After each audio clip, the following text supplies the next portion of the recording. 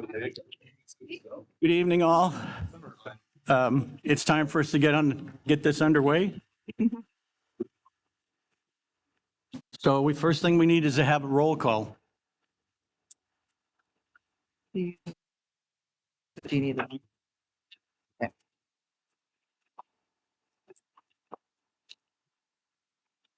Damian, Jamie? Luke, Counselor Giglio, Here. Ralph, Here. Counselor McDonald, Present. Counselor Ort, Counselor Patty, Present. Mayor Quigley, Present. Tim, Counselor Sims, Brent. Here.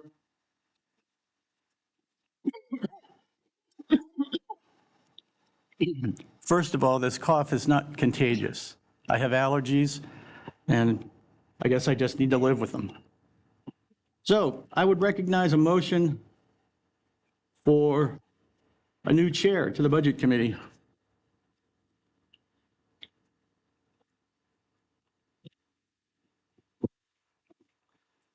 I don't know exactly. Yeah, I would like to nominate Brian Quigley to be chair.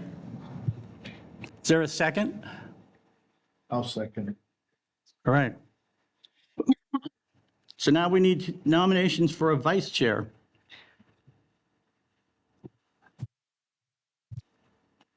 I'm sorry, I think we need to vote on the Yes. chair first. Separately? Yeah. All right, so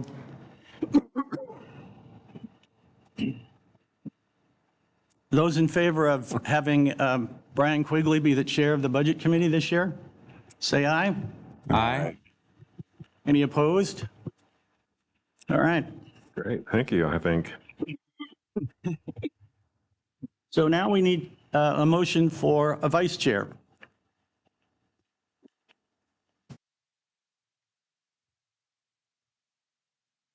Mr. Lewis, I'd like to make a motion to appoint Counselor Ort as vice chair of the Budget Committee. So we have a motion to appoint Counselor Ort to be vice chair of the Budget Committee. Do we have a second? Second. It's been moved and seconded. Those in favor? Oh, good. Say aye. Aye. Aye. Any opposed? So, so you're the next thing on the agenda. Thank you, Mr. Lewis. Appreciate it. So for those of you that were here last year, are looking to get approval of the minutes from the May 11th, 2022 Budget Committee meeting. I move that we accept the minutes as presented. Thank you. It's been moved and seconded to accept the minutes from last year's May 11th, 2022 Budget Committee meeting. Is there any discussion? All those in favor say aye. Aye. Opposed, no. Motion carries unanimous. This is an opportunity for public comment for the budget. Has anyone submitted public comment, testimony? No? Anybody here to offer testimony? Doesn't appear so. All right, well, with that, I need to read this first, right? Where are we? Yes? Need to read this statement. This is the commencement of the public hearing. City of Stayton State Revenue Sharing Funds. Oregon Revised Statutes 22.1.770 requires 2 public hearings be held to hear from citizens regarding the use of state revenue sharing funds distributed to the City of Stayton. The purpose of this hearing is to hear public testimony on the proposed uses of the funds. Before opening the public hearing, we'll receive a staff report.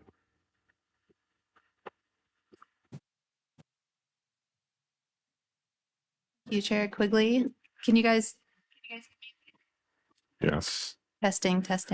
Good. Yep. No? Oh, I don't. Oh, good. That was going to be annoying. Great. Thank you.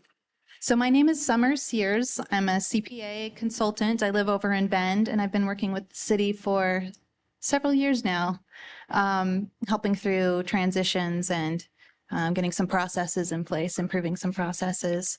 I grew up in Stayton, so I have been really excited to work with this group and have had really good time working with them. They're good people. They work hard. So we're going to start this off with the state shared revenue, uses of that. It's kind of the low-hanging fruit for you guys. So we're going to start with this. We're going to discuss quickly the sources of revenue that we get from the state, and then the purposes we use them for.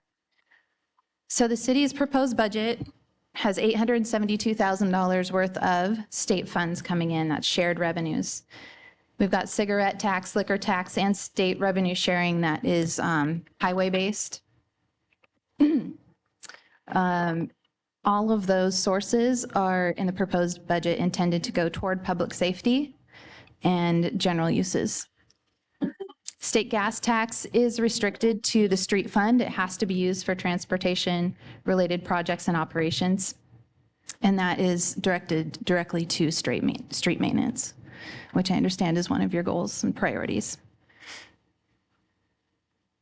Any questions about that? I have a question. Yeah. What is the state revenue sharing? Like, what does that include? That is a very complicated question. It's partially highway funds allocated by ODOT, and it's apportioned out. That's the simple answer. It's a little more complicated than that, but it is apportioned out to communities throughout the state based on population. Yeah. Yes. They do not. Nope. There's a separate state gas tax that the city receives that has to go toward street and transportation projects. Yep. Other questions? Okay, thank you, Summer. Yep. I will now open the public hearing. Did city staff receive any written testimony or request to testify virtually regarding the proposed uses of state revenue sharing? No? Is there anyone in the audience this evening who would like to provide testimony regarding proposed uses of state revenue sharing? Doesn't appear to be. Okay, so public testimony, doesn't appear to be any. There being no further public testimony, I close the public hearing. Correct? There we go. And with that, we'll have the budget message. Julia? Thank you. First, just a few announcements, because there wasn't any other place on the agenda for me to state it. Just so you know, Alyssa is joining us remotely, so if you hear a voice from beyond, that's Alyssa joining us from home, chiming in. Some of you have noticed that we have snacks in the back. Please eat them, because we don't want to take them back. And the idea, we're hoping to get through all of our presentations tonight. So that's why said we're going to go 6 to 9 and feed you. We'll see how that goes. So hopefully that will go well. And I'm going to read my budget message. It's a little different than what's in your actual budget document, but it's pretty close. But if you're reading along, you'll notice it's not exactly the same. But I'm going to go ahead and read. It's my pleasure to present to you my proposed budget for the fiscal year ending June 30th, 2024. This budget has been prepared in alignment with the city's financial policies, Government Finance Officers Association guidelines, and in consideration of the council's goals and community needs. It is important to note that this budget was prepared during times of transition. This is my first budget with the city, having started just after the prior budget was adopted. Our current finance director started at the end of April. We utilized new software to prepare the budget. This is the police chief's first time through the budget process as chief, and there are 2 new council members and a new mayor, as well as some new budget committee members. With fresh eyes on the budget, you may see some changes and differences, but overall, there are very few changes. I will highlight significant changes in a few moments. The budget before you is a balanced budget, which means the expenditures do not exceed the revenues. Due to very conservative budgeting and sound fiscal management over the past several years, the general fund beginning balance for fiscal year 22-23 was $266,014 higher than anticipated. I have proposed additional expenditures to take advantage of this unanticipated revenue, as well as to utilize more of the unappropriated fund balance than had been allocated in prior years. The budget retains approximately 29% of the general fund budget in unappropriated and contingency. While this is an increase compared to prior years, which was 24% in 22-23, it is not recommended to allocate any more of those funds because the unallocated $921,222 in ARPA funds are within that number. And as discussed further in my presentation, the budget does not provide a 5-year forecast. The budget is the city's single most important policy document. Its purposes are to provide a comprehensive overview of all city funds and services and to give residents a better understanding of the city's operating and fiscal programs. The proposed fiscal year 23-24 City of Stayton budget totals $35,915,198, with a proposed general fund budget of $8,884,290. The budget also lays out the goals and values of the community and the short and long-term opportunities and challenges. We have an obligation to the stakeholders of our community to be as open and as transparent as we can in this budgeting process and to make the work product accessible to everyone in the community. In March of this year, the council met for a full-day goal-setting session to validate or revise their council goals. In addition to the goals, council adopted several action items that they would like to see accomplished over the next 2 years. This budget has been prepared with that in mind. The goals adopted by council are to improve the city's infrastructure and support maintenance with sustainable funding, align housing policies with the community's needs, increase communication, engagement, and transparency, foster a diverse and balanced economy to support a vibrant and prosperous community, and to implement modern governance systems that improve service to the community. Each department budget has been prepared with these goals in mind, desired outcomes, and objectives in mind. Throughout the budget, whether it's a capital project or a contract services budget, we have planned for the achievement of the council's goals and objectives. Now, I'd like to highlight some of the changes in this budget. The budget includes a new full-time position, a community engagement coordinator, whose purpose will be to help increase engagement from all departments in the city to the community. This position will help ensure that we have a clear and consistent message and communication plan for all departments and help us increase our reach and engagement to all community members. We are accurately charging city funds for water usage. This will help us better monitor costs for various funds or departments such as the pool, parks, and sewer, and help ensure that our rate structure is transparent and truly fair. For years, the sewer fund has used city water at no cost. As a result, the water fund and water ratepayers were essentially subsidizing the sewer fund. This has impacts when different users are considered, and especially when we take into consideration our contract with Sublimity for sewer. Another change is that we allocated funds for community improvement grants. In prior years, there were funds available for community improvement grants, which were eliminated in the last several years due to budget uncertainties.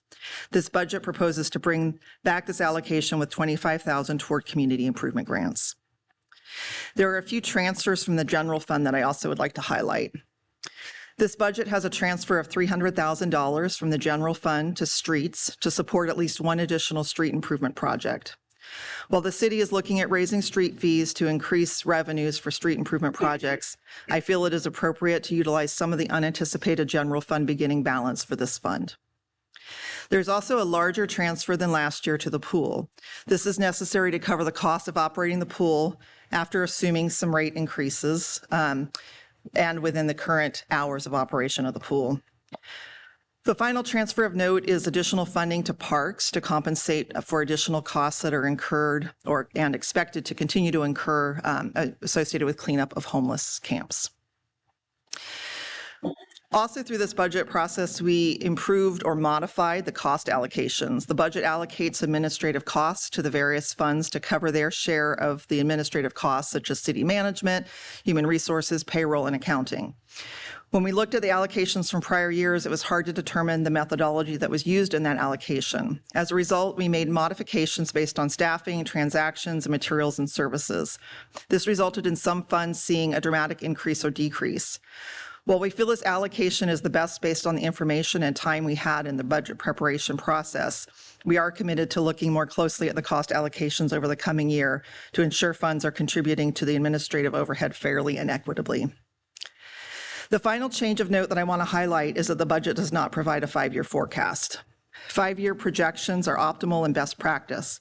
However, due to multiple staffing transitions and lacking a finance director during the budget preparation, this budget is only a budget for 23-24 and does not include a look forward with 5-year projections as recent budgets have done. As a result, I have recommended some use of the unappropriated fund balances to address council goals and community needs. I have done so conservatively so that we can evaluate the 5-year forecast projections during the year and leading up into the next budget cycle. While the duty is to develop a 1-year budget, it is critical to consider the long-term impacts and the budget to ensure long-term financial stability. Sorry. The budget assumes a cost of living adjustment of 4% in accordance with the AFSCME and SPOA union contracts, and exempt staff will receive a COLA, the cost of living increase adjustment, consistent with the AFSCME contract as well. The budget assumed several rate and fee increases for various funds that will be discussed during our presentation, so I'm not going to go into those at this time. The budget does not have many significant changes to staffing. There is the one proposed FTE in administration for the community engagement coordinator, and then the budget for the code enforcement officer increases from 0.5 to 0.75 to be in alignment with the position description that's 20 to 32 hours per week. And there's also an increase in pool staff from last year to align with what's actually needed for the hours that are of operation that are being conducted. And I just want to note, while not included in this budget, I am concerned about the need for additional staff in Public Works Administration in the event funding is obtained to take on more capital construction projects, especially in streets. I'm concerned the existing staff will be unable to keep up with the additional work, and we may need to consider short-term or permanent staffing increases at that time. Not proposed in the budget, but just be aware of that. This message isn't intended to be all-encompassing. Staff have worked hard to provide information, data, highlights, changes, and active transparency for all funds and departments within their narratives and throughout the budget document, and will do the same in their presentations. This budget is a draft proposal. Your input will improve the quality of the final product. This budget should be the narrative and a reflection of the community's values as expressed with the approval by the Budget Committee. The final and approved budget is a direct reflection of where we as a community are spending our time, energy, and resources. Finally, a thank you. This document was the result of a team effort among city staff. I'm not sure thank you is enough when it comes to the hard work that goes into making this document a reality. This is especially true this year, as we have been without a finance director as we develop the budget. I want to thank Randy Huberger, in our finance department, and Summer Sears, our consultant, who spearheaded this budget, including the implementation of our new budgeting software, and poured hours into making this budget a reality. Additionally, a huge thank you to our department heads, Lance Ludwig, Dan Fleischman, Gwen Johns, and Jana Moser, and Assistant City Manager Alyssa Angelo, who have had significant roles in making this budget a reality. And while not in my budget message, I also want to thank James. He came in as we were ending and gave some good eyes and ears to the process, and I'm excited to have him take this over for next year. And finally, I want to thank the governing body for their continued support and encouragement of our staff. And that concludes my budget message. Are there any questions? Or we can jump into our budget overview. Okay. Great. So I will move into a discussion about the basis that we used for approaching the budget. and then kind of a high-level summary of what the budget looks like. And this is going to be citywide summary to give you overall feel. We'll also cover some of the general assumptions and council goals to the extent they were covered in the budget message. Mr. Mayor, Go ahead. Summer, before you start, Yes. so I guess I'm just a little confused because it looks like the public hearing was on the proposed use of the state shared revenue funds, Yes. but that's not on, it's not a public hearing on the budget committee itself. Correct. But there is an opportunity for public comment. The budget's been out for a couple weeks and it's been available to the public during that time. And so the public comment for this meeting was held at the beginning of the meeting. Sure.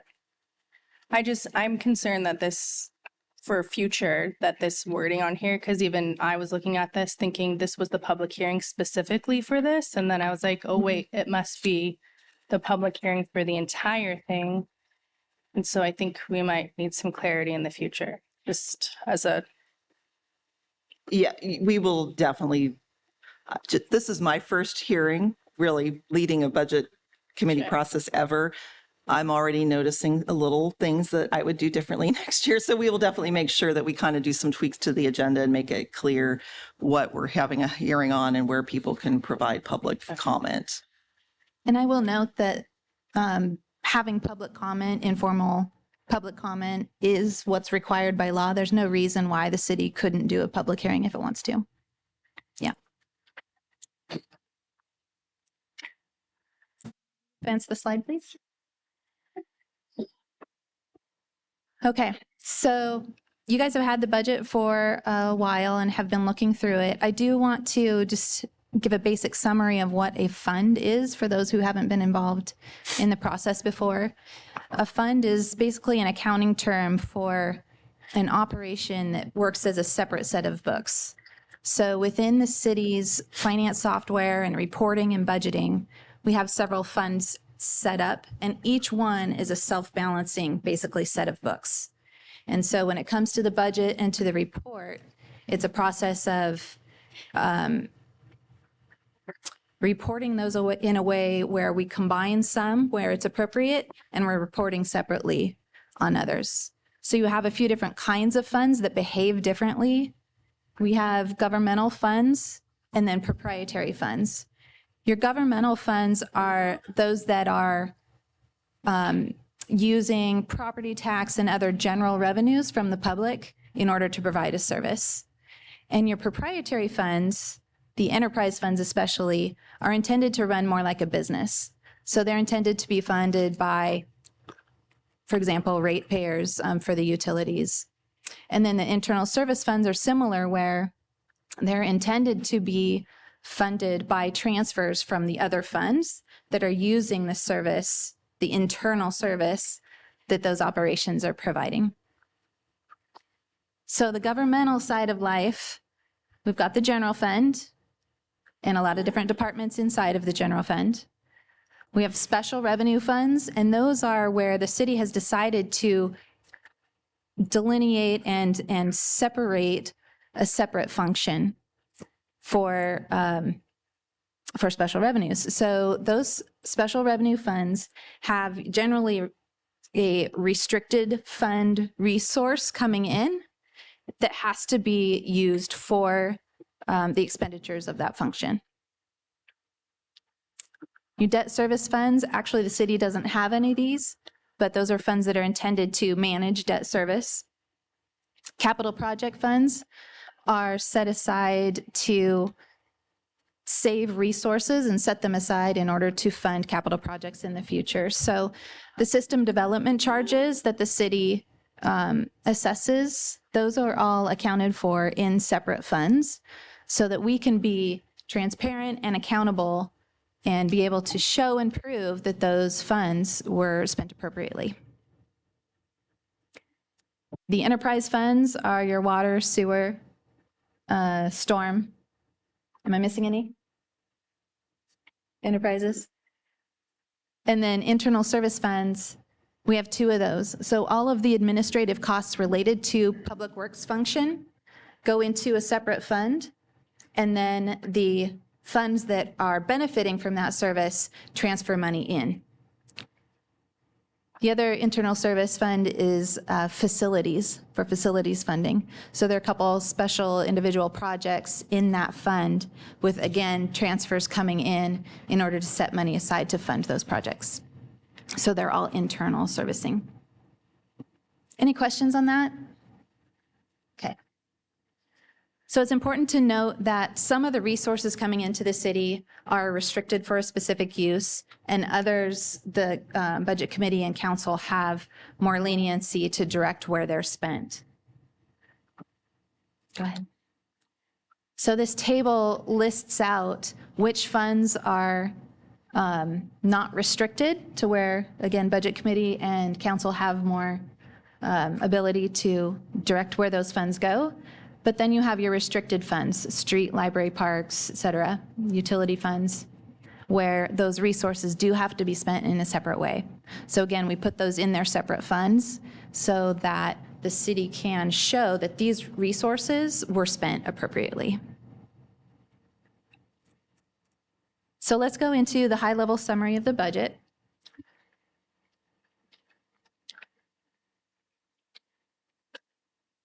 So citywide, total budget of $35.9 million, and that's balanced between your resources coming in, including the beginning balance from the prior year, and your expenditures and your reserves that'll exist at the end of the year. So those are balanced out.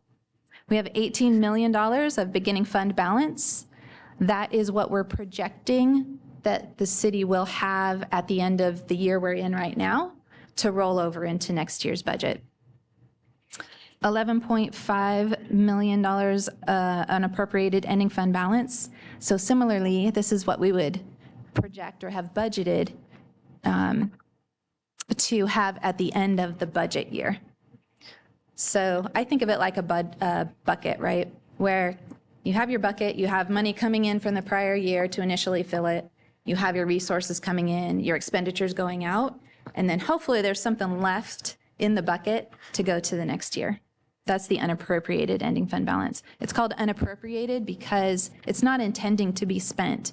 So at the end of this whole budget process, the goal is that council will adopt a resolution that appropriates funds, money, within special buckets, and those are called the appropriated amounts. Those amounts are what management has to work within as far as budget goes. And if they believe they're going to run over that appropriation or permission, then they have to come back to the council and request that and get approval for it. Spending plan is $18.2 million, but that's without the interfund transfers. We didn't include the transfers because obviously that would skew the conversation a little bit. But throughout the budget, you will see these transfers between the funds that we discussed, coming in at one and out of the other.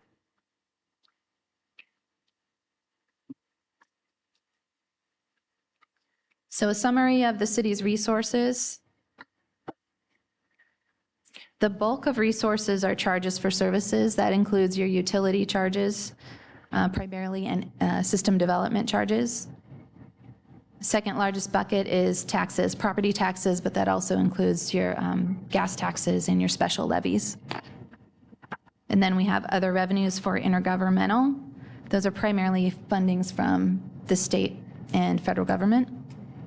We have franchise fees and then other general revenues. Questions about that? High-level summary of resources? Okay. I love this slide. I love that you guys included it. This shows where City of Stayton taxpayers, where their money goes, where their tax money goes. So you can see the bulk of it, 37 cents of a taxpayer's dollars go to, these are school districts? Correct. Okay. 22 cents of that dollar goes to the City of Stayton. 20 cents of it is the county, 0.09 cents goes to the fire district. Chemeketa gets 0.06, so 6 cents. And then you can see over on the right, the library and recreation levies. That's the portion taxpayers are paying for those.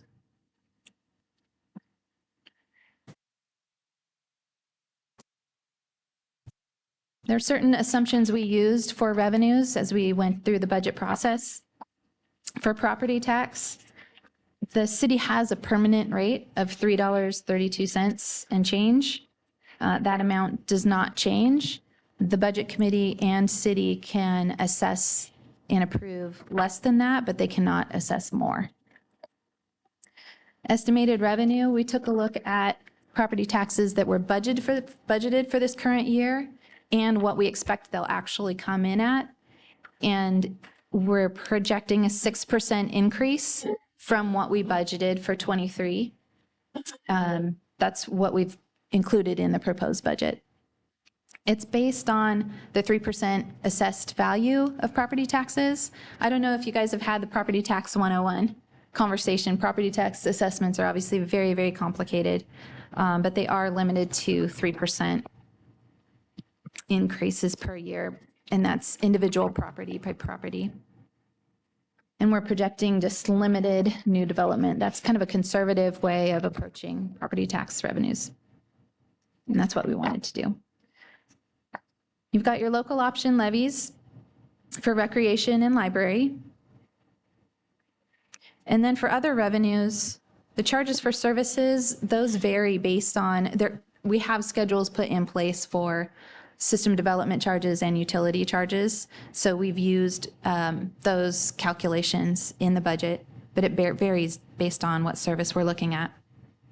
For franchise fees, we're projecting a 1% decrease.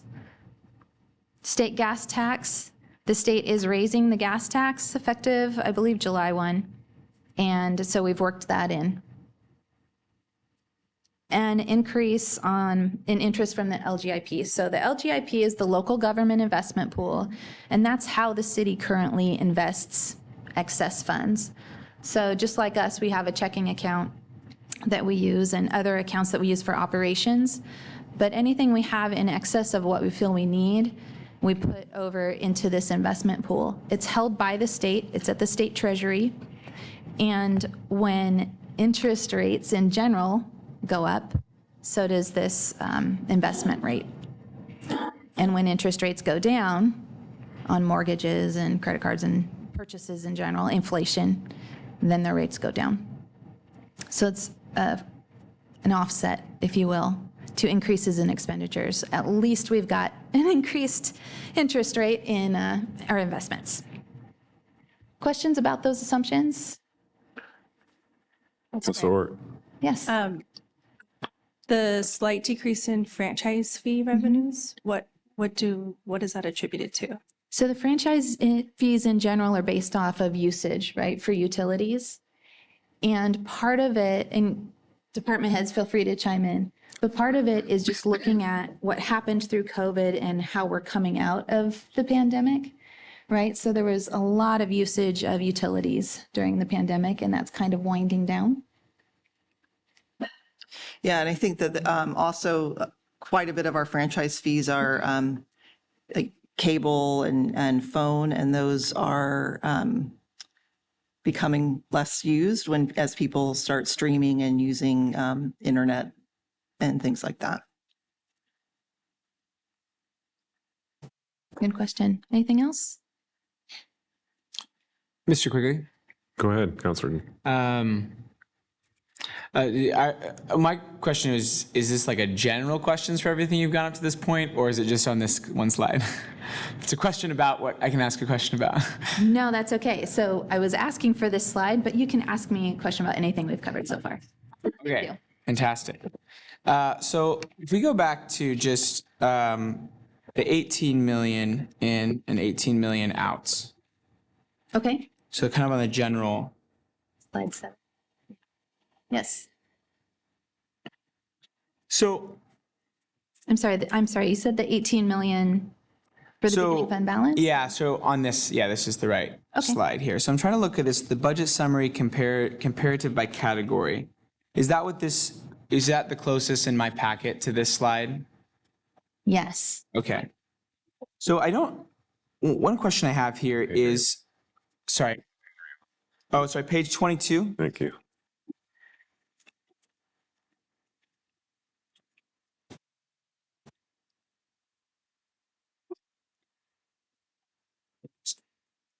So one question I have here is, why is there a discrepancy between like the ending fund balance of what appears to be the ending balance in 22 and then the beginning fund balance in 23, and then the difference between the ending fund balance in 23 and the beginning balance in 24? So it appears like there's a 15.4 at the end of 22, and then when you go up to the beginning fund balance, it says 14.4. Then it goes to 12.2, and then up to 17.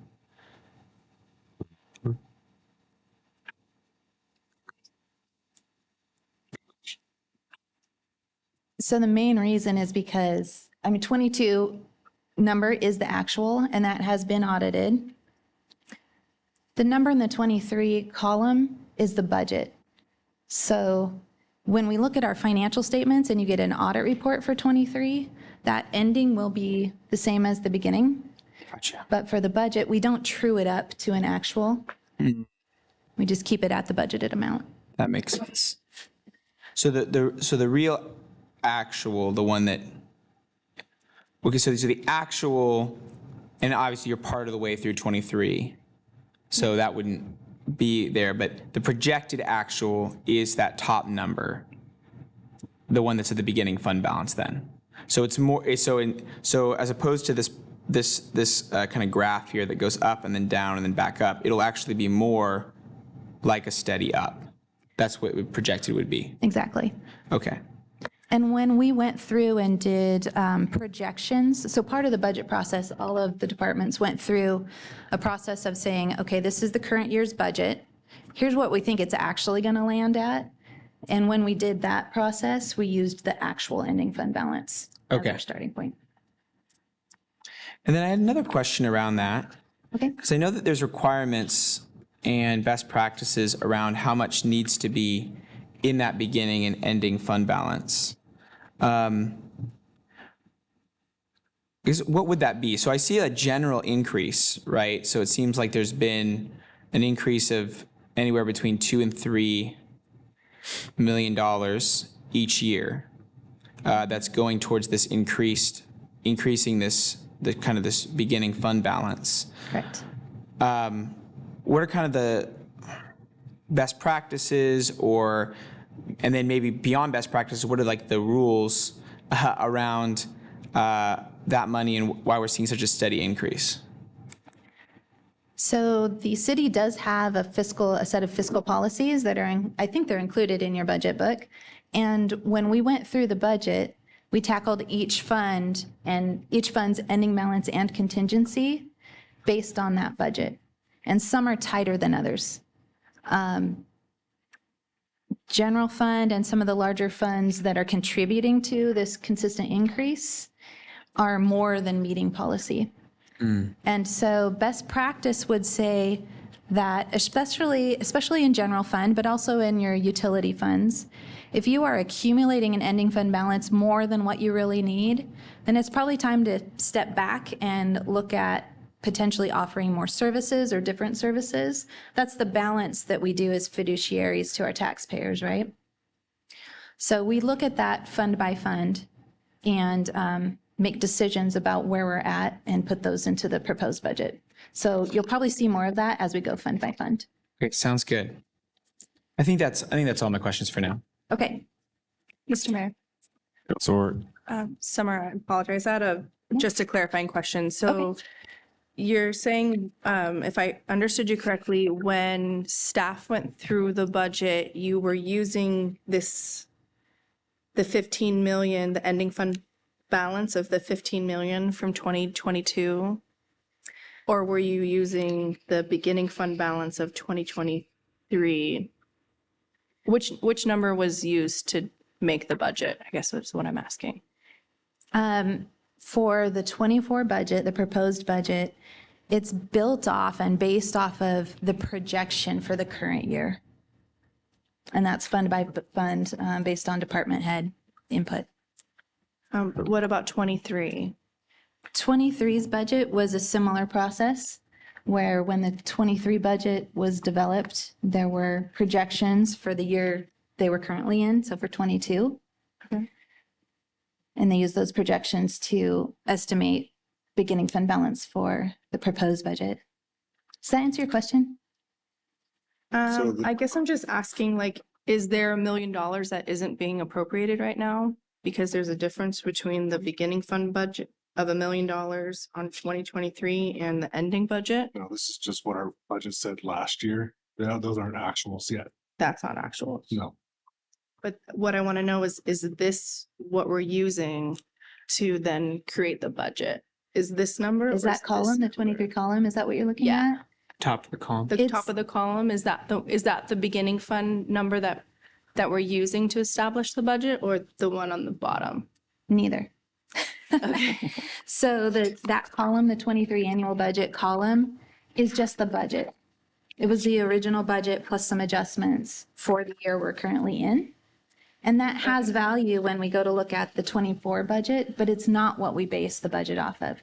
We base it off of projections. So we have the 23 annual budget, but then right next to it, which you don't see, is a column for projections. So we're going to say for taxes, our annual budget is 3.2 million. It's actually looking, this is hypothetical, right? Because I don't know the exact numbers, but taxes, for example, in the proposed or in the projection, we think it's actually going to be closer to 3.3 million. So we'd use that resource. And so as we go through those projections, we know what the beginning balance is because that 22 year has been audited. And that's going to come into 23 where we're doing the projections. Okay. We look at what we think resources will actually be and what expenditures will actually land at. And that gives us a projected ending fund balance. Okay. But then why, if you already know you think it's going to be more than 3.2, then why wouldn't we use 3.3? We do. Just We did use the 3.3 in the hypothetical. That's what we used to develop to come up with the 2024 number. So for 2024, we have a beginning fund balance projected at 17 million. So that takes into account the actuals of 2022, what we are projecting for 2023, and gives us that, and, the beginning fund balance that we're leading into 2024 with. And I'll also just sort of remind everybody, this is the total funds, not the general fund. And as I mentioned in my, my budget narrative, my budget discussion, so we know that we're going to have more beginning fund balance or ending fund balance than we anticipated. So that's why I'm proposing to spend some more of the general fund money, because we know that we have that. So I guess I don't know that I'd get super hung up with these millions because they're within all these different funds and mean different things at different, at different levels. But go ahead. Sorry, okay. ask your So question. just one more clarifying question. Yeah. So this is if I'm understanding you, the 2023, the annual budget, this column right here is still projected. This is from the previous year. And because you know that there's going to be more money, that's why this beginning fund balance on 2024 is larger. Correct. Okay. Got it. Thank you. Yeah. I'm good. Mr. Mayor. Councilor Giglio. So just to clarify, because I felt like as we were getting in there, it still feels like but we are using the 2024 proposed budget. Those are all the numbers in there are the assumed numbers that we're using for the budget. Is that correct? That is what management is proposing to the budget committee. Yeah.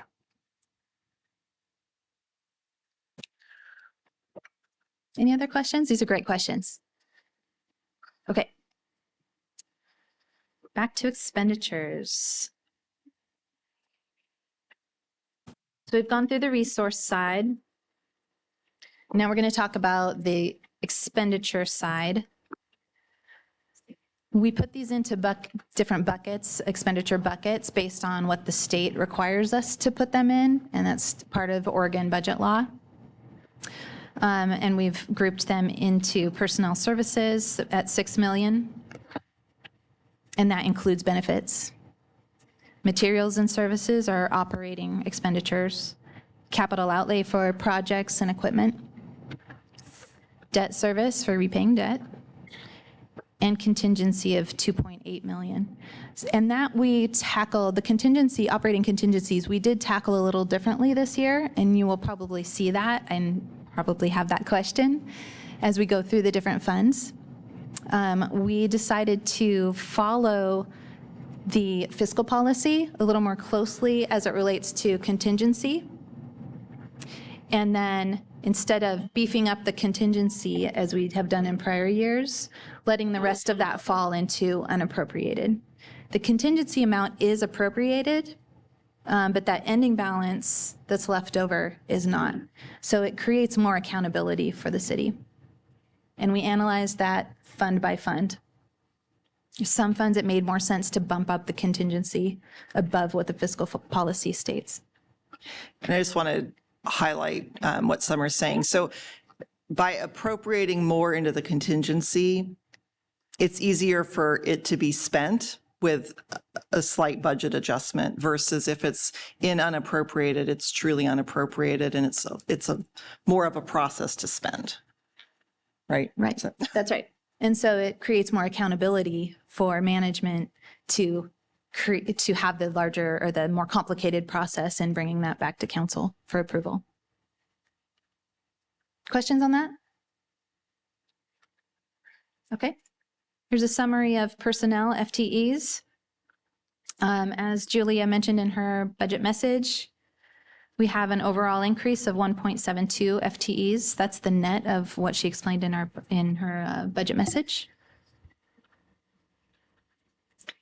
Any questions about this in general? Obviously, as we go through the different department discussion, we can get into specific FTE, but any looming questions, overarching questions?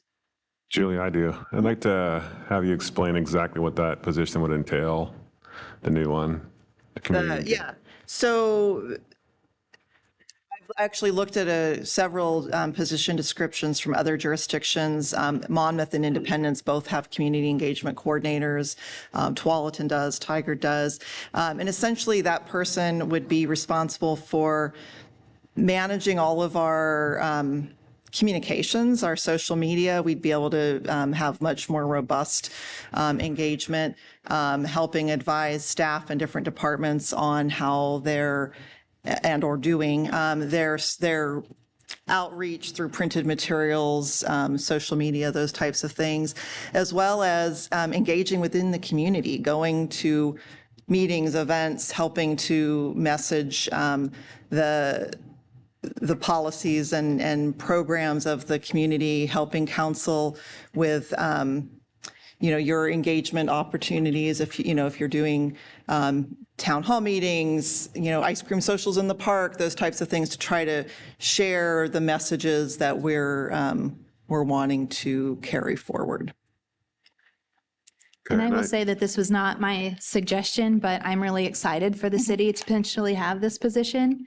I've seen similar positions filled at different cities, and it's made such a big difference as far as the community's perception and trust in the city and building that relationship. So I'm excited that you guys are doing that, or that we've proposed. And I didn't see the salary range for that position. Is it somewhere I missed it? Yeah, we didn't state what the salary range was in the document. We looked at what that is in other jurisdictions, and it's, and I don't remember exactly where it falls in our salary range, but for example, Monmouth, it's between 58,000 and 76,000 a year. Independence is in that range. Tualatin is 58 to 74,000. So it's within those ranges is what we would anticipate.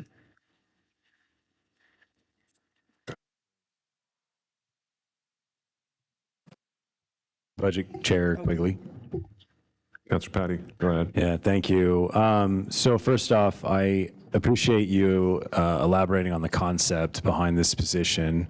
I'd like to drill down a little bit more and just kind of get what your vision is for key performance measurements on what somebody like this in this role would do for the citizens of Stayton.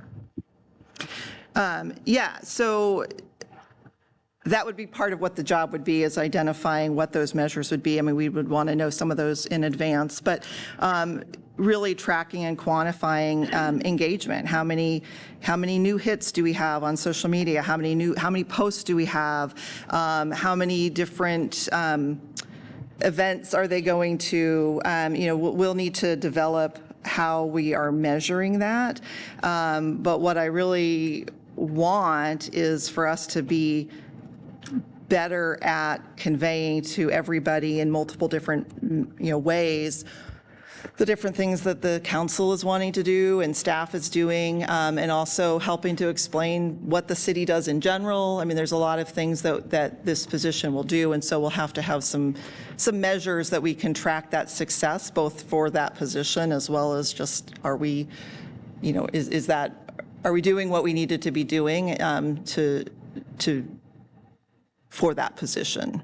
So, and I don't know if that's helpful, but I can kind of highlight some of the things on some of the other, the position descriptions that I've been looking at that they would be doing.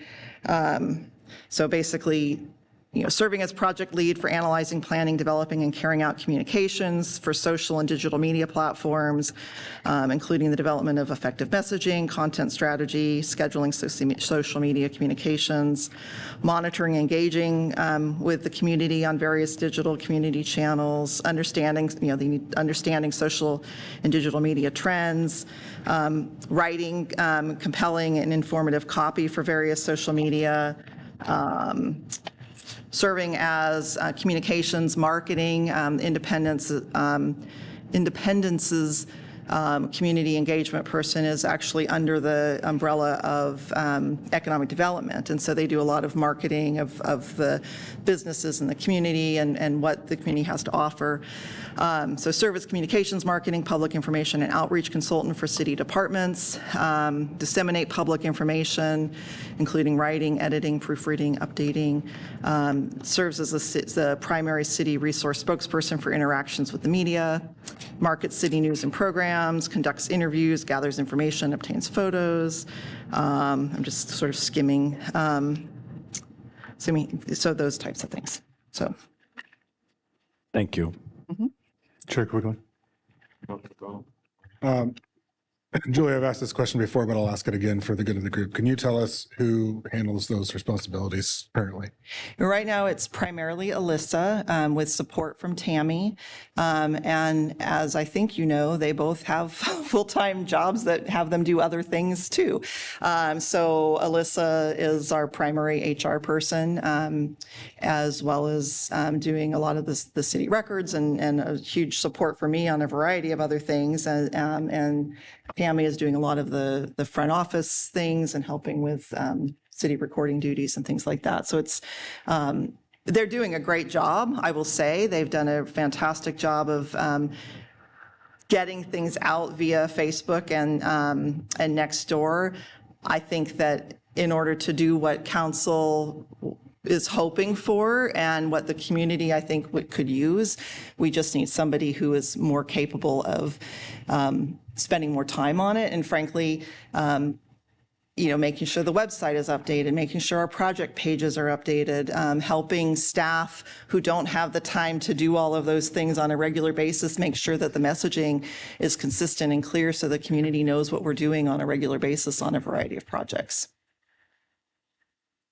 Councilor, Mr. Mayor, does the community engagement also include other things other than like social media engagement? I know you mentioned, are they gonna, you said if we were gonna do a town hall or, popsicles with the mayor or something, but are they gonna help facilitate those That's what I would things? envision, is that person would help us in that organization of those things, as well as, helping to market the pool and helping to being, the person at the table at events to talk about what the community is doing, there's a variety of things that I would envision that position would be doing.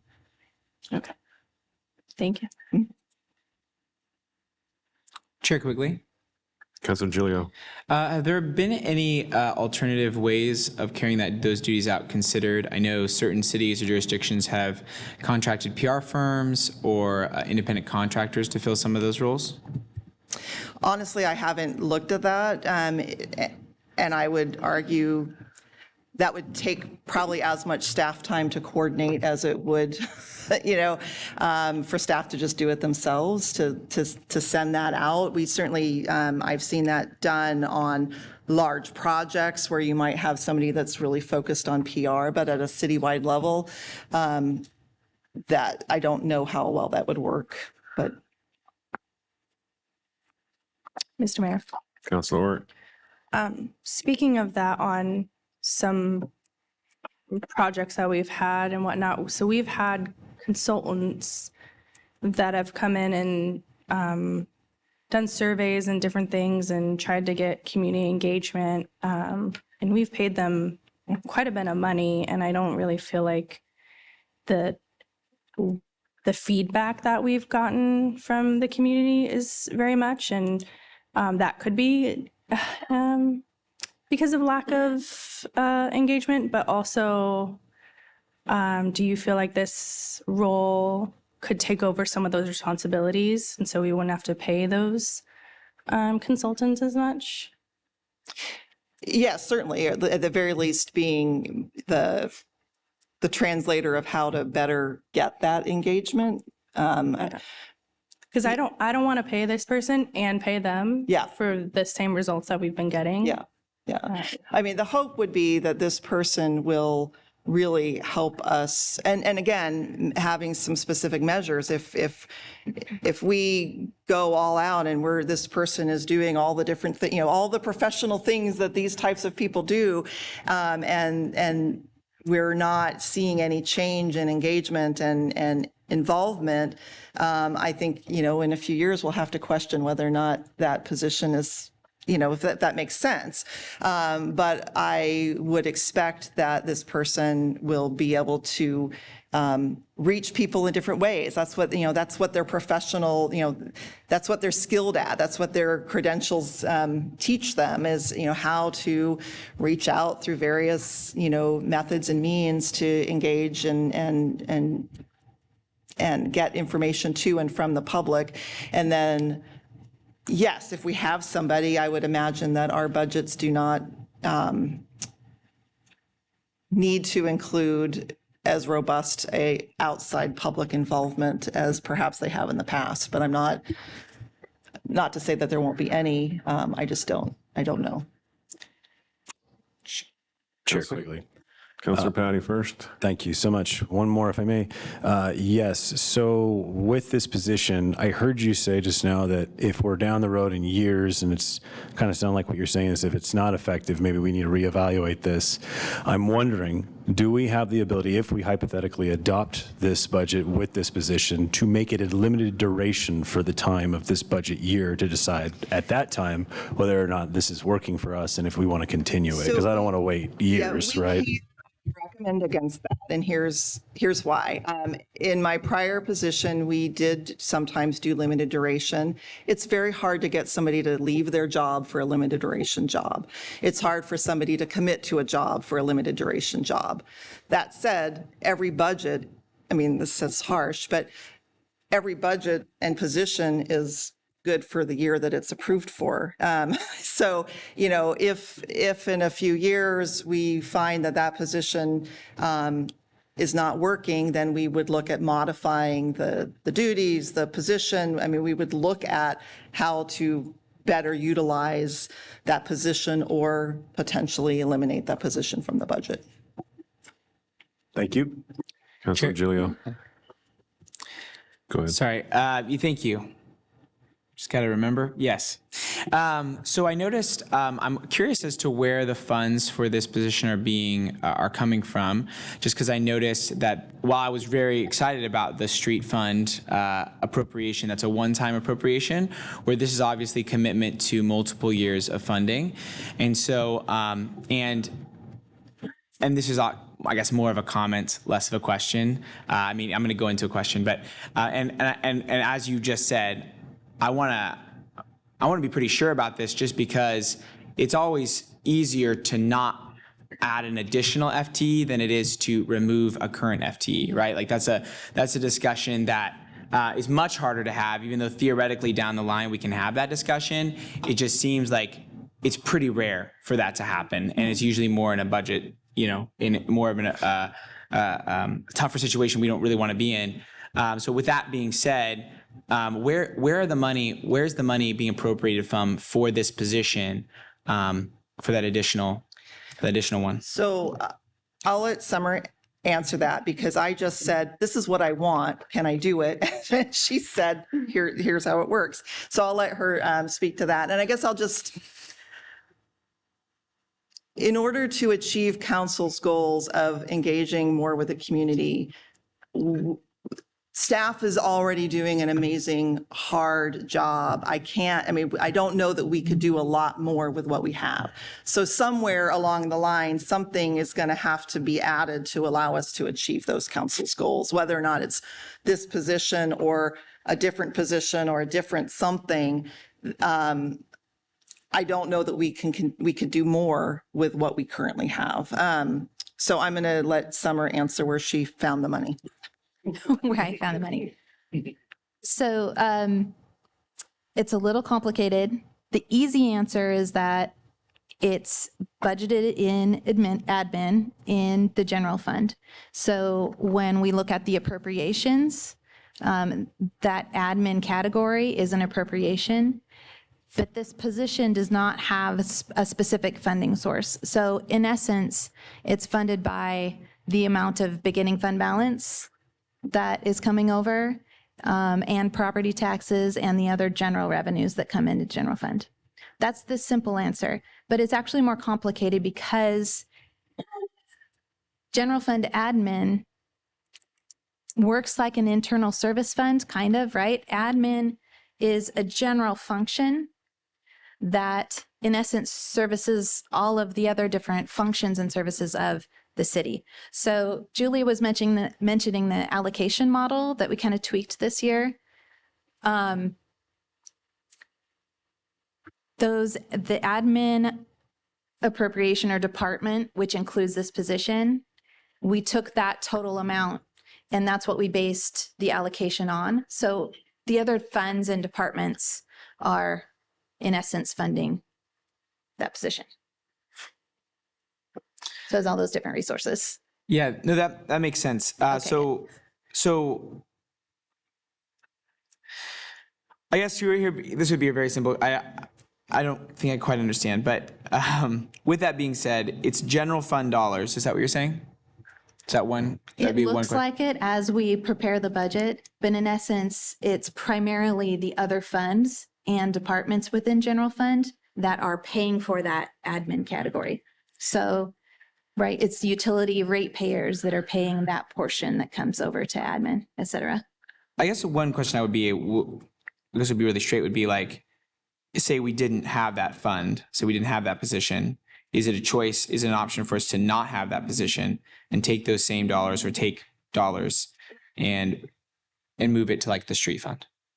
Of course, yep. Well, but it wouldn't be that much money going to the street fund because that much money is coming from the water fund, the sewer fund, the storm fund, library, pool, right? Because they're all transfers in from.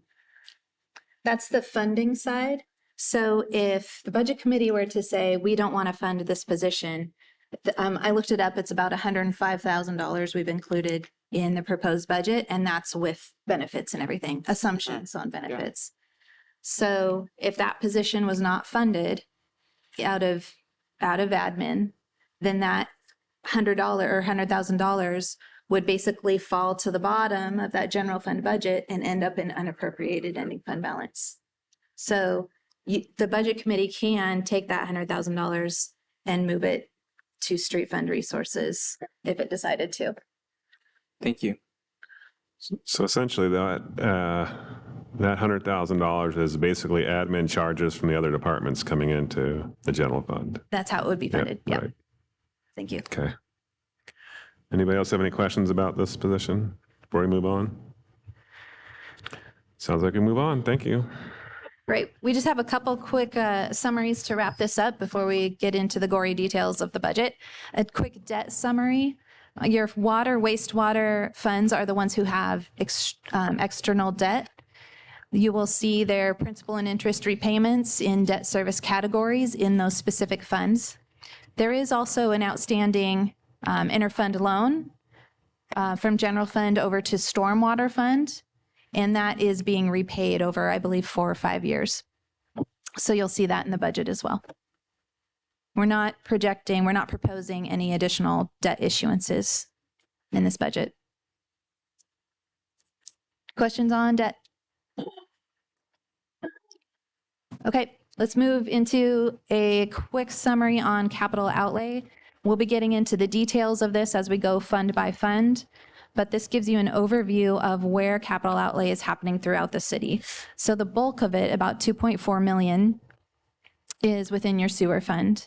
And then we have 1.4 million in this proposed budget for streets and transportation. Water fund also has 1.4 million.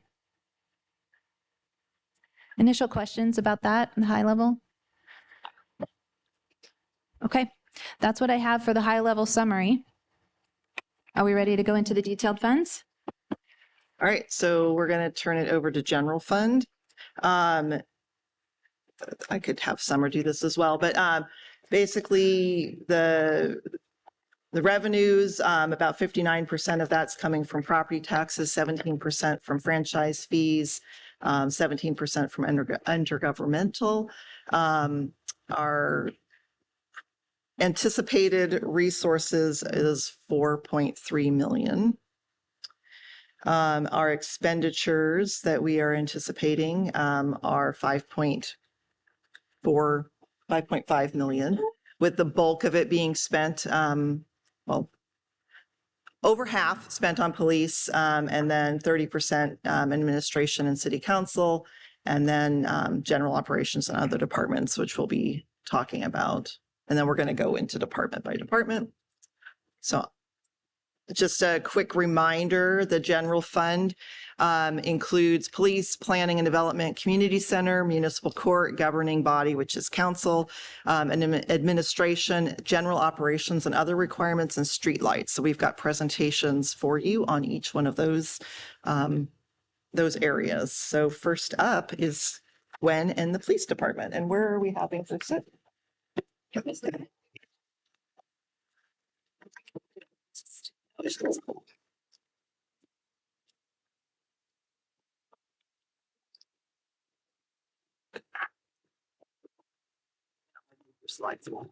All right, thank you.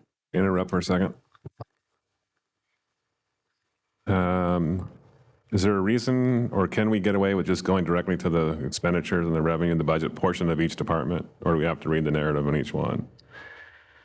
You don't have to read the narrative on each one. We don't have a slide for that, so we can certainly go straight to that in your packet, in your budget documents. Just asking a question. I think some of it's from same historical perspective from the last year, right? Yeah, so Just an basically overview. what we've done this year, sorry, just for people, Alyssa at home. What we've done, we've streamlined the presentation quite a bit from prior years. We've got a slide with highlights from, so it's an overview for several departments on just sort of what they do, highlights from this current fiscal year and highlights from next fiscal year. So no department has more than 3 slides. Some have 1, but we certainly can. Okay, that's fine. I was just trying to consolidate for time, but that's fine. Yeah. If we only have 1 or 2 slides, that's fine. Chair Quigley. Go ahead.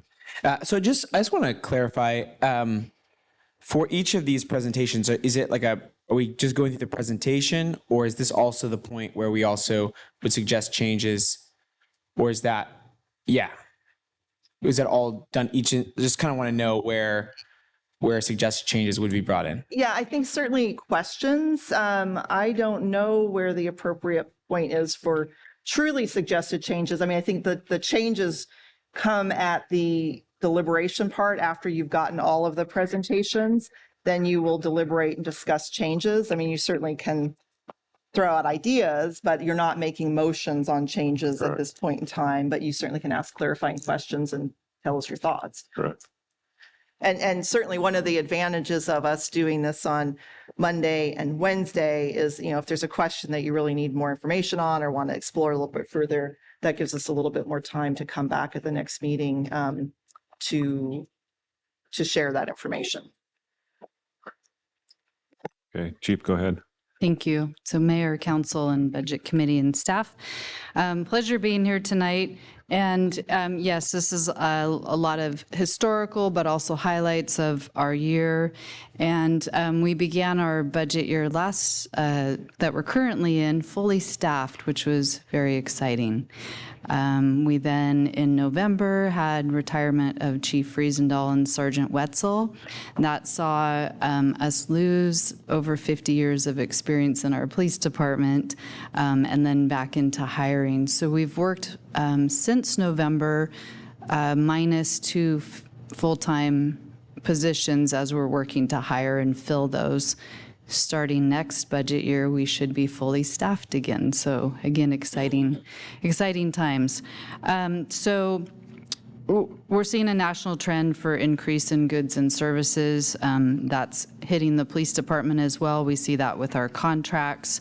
So whether that's some of our low-level contracts with like our policies and procedure manual, and that's not on the slides, but for example, that one was $6,700 just a year ago, and that's raised to $7,700. Dispatch services in 2021, we're at 211,000, and we're seeing increases in that. So my budget requests are very status quo, but looking at the contract services, and then here you see our highlights with graduation of Brewster. He took top academic. We had a graduation of Gamble and Pindell as well. So they completed their 16 weeks of academy, and then over 21 weeks with field training officer. So some of that too played into things like the use of gas. We had 2 officers in 1 car, so we didn't have as much gas usage this year, which was wonderful. But next year, I expect with everyone being full-time, we'll be back to using plenty of gas. We continued with our Lexipol Gold Award, 3rd year in a row. That's our policy and procedures. We promoted a new sergeant, Dean Butler. He's been a long-term employee here with the city of Stayton, and he's been in that role just since November.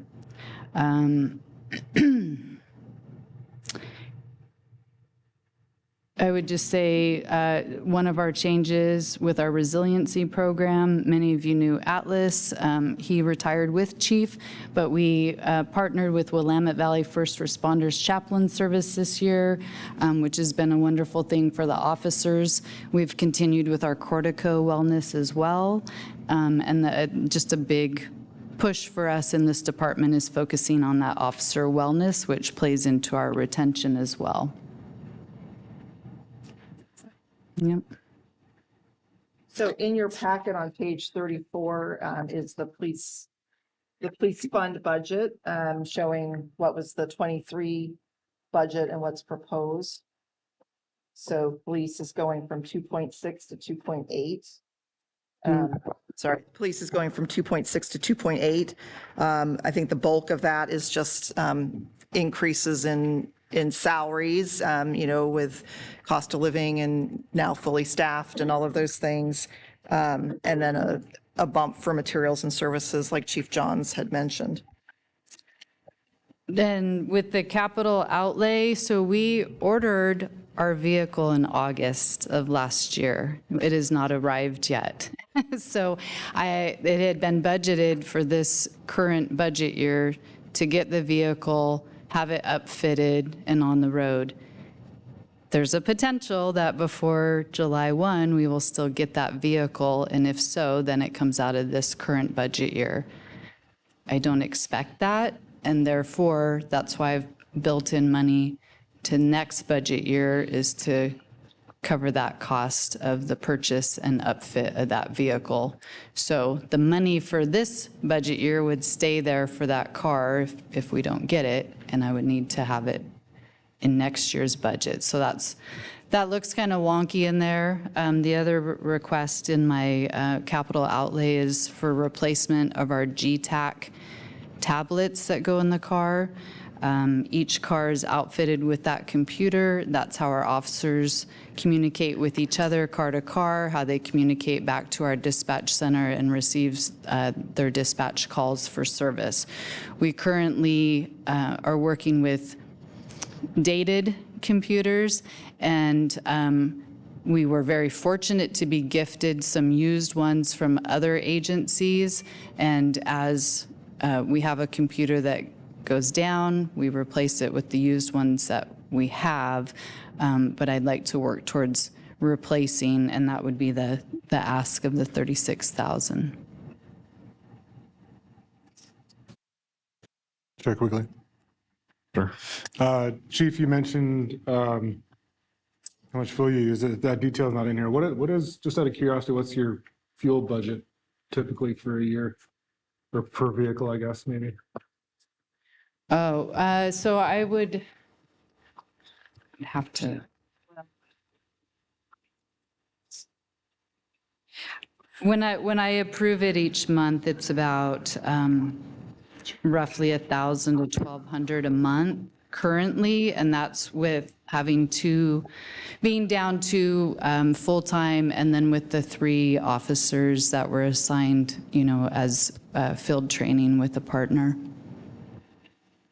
Okay, I mentioned this last year. I'm going to mention it again because I have an electric car now, and there are electric car options for police officers. They have outfitters. I've seen news articles and things around them around, but just throwing it out there that we could potentially look at that for saving fuel costs, and the maintenance on them is really low as well. So, and we do have hybrid. So that we have seen that, and our fleet manager, Sergeant Bettler, has looked at that. It has caused us a savings, and so I think that's also why we've seen that savings this year. But because we want to be mindful of the increase of gas prices, and then the add of 2 new. Filling 2 full-time. But yes, the hybrids have seen that savings for us. Chair Quigley. Go ahead, Counselor. So I just want to get this timeline right, because in terms, and this would be referencing to the staffing, the FTEs. So is it true that before last budget cycle, which would have started right in June of last year, while there were 14.5 FTEs budgeted, one of those was actually a stabilization fund, pension stabilization fund. So we were not at 15, we did not have 14.5 FTEs in the building. That was for the funding purposes. Is that correct? The year prior, right. 2021, 2022. So that would have been, the change would have happened into the next budget year. Correct. So if that's the case, and I know we were down officers last year, was there ever a point last year where we were at 14 officers?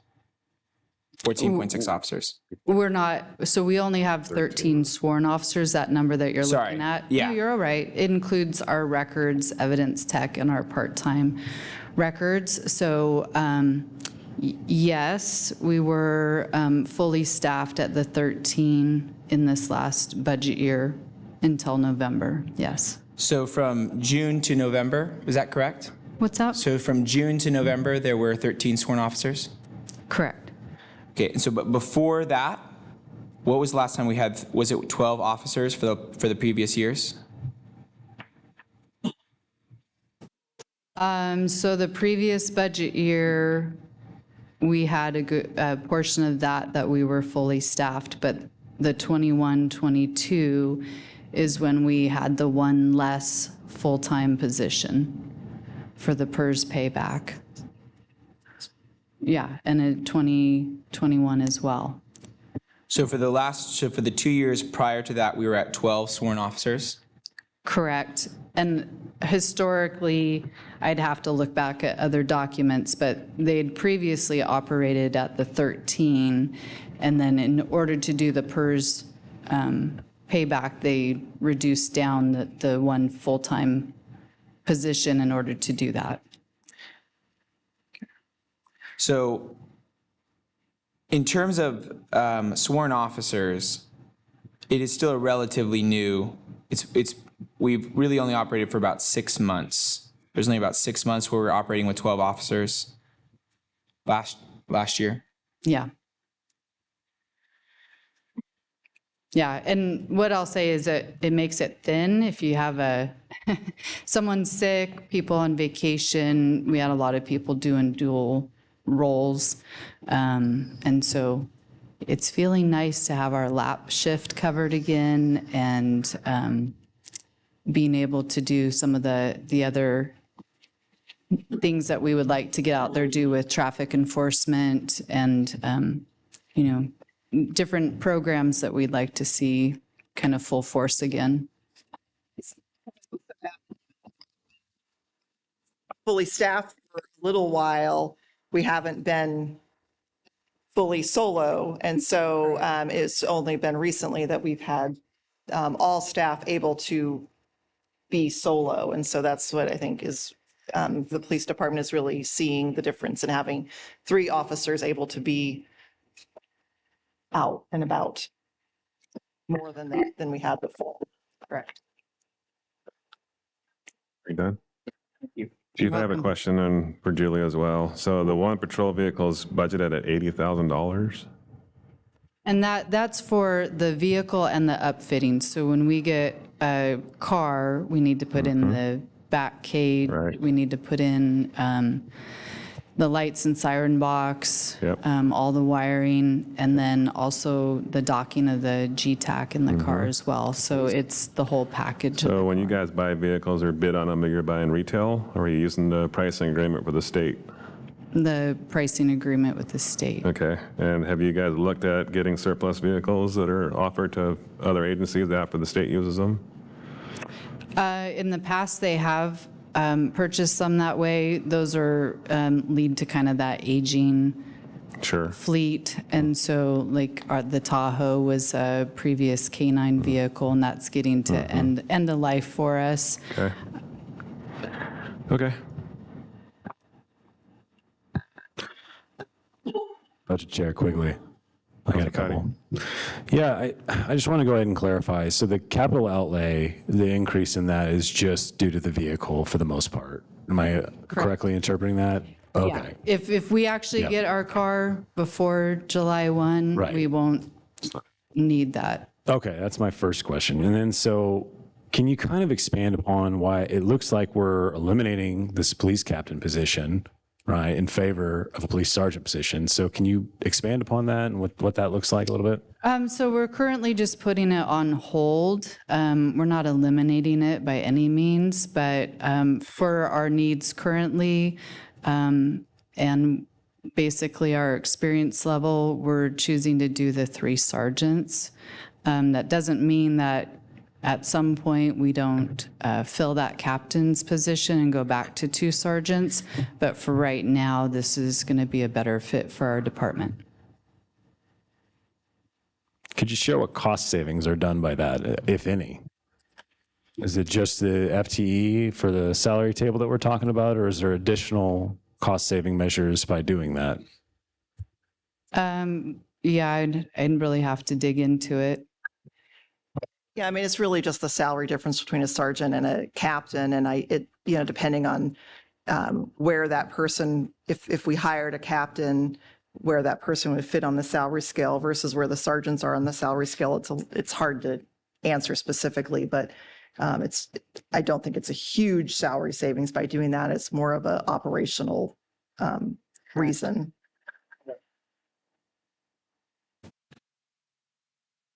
Thanks, Chief. Keep going. Are you done? Do you guys have questions? Anybody have any other questions for Chief? All right, thank you.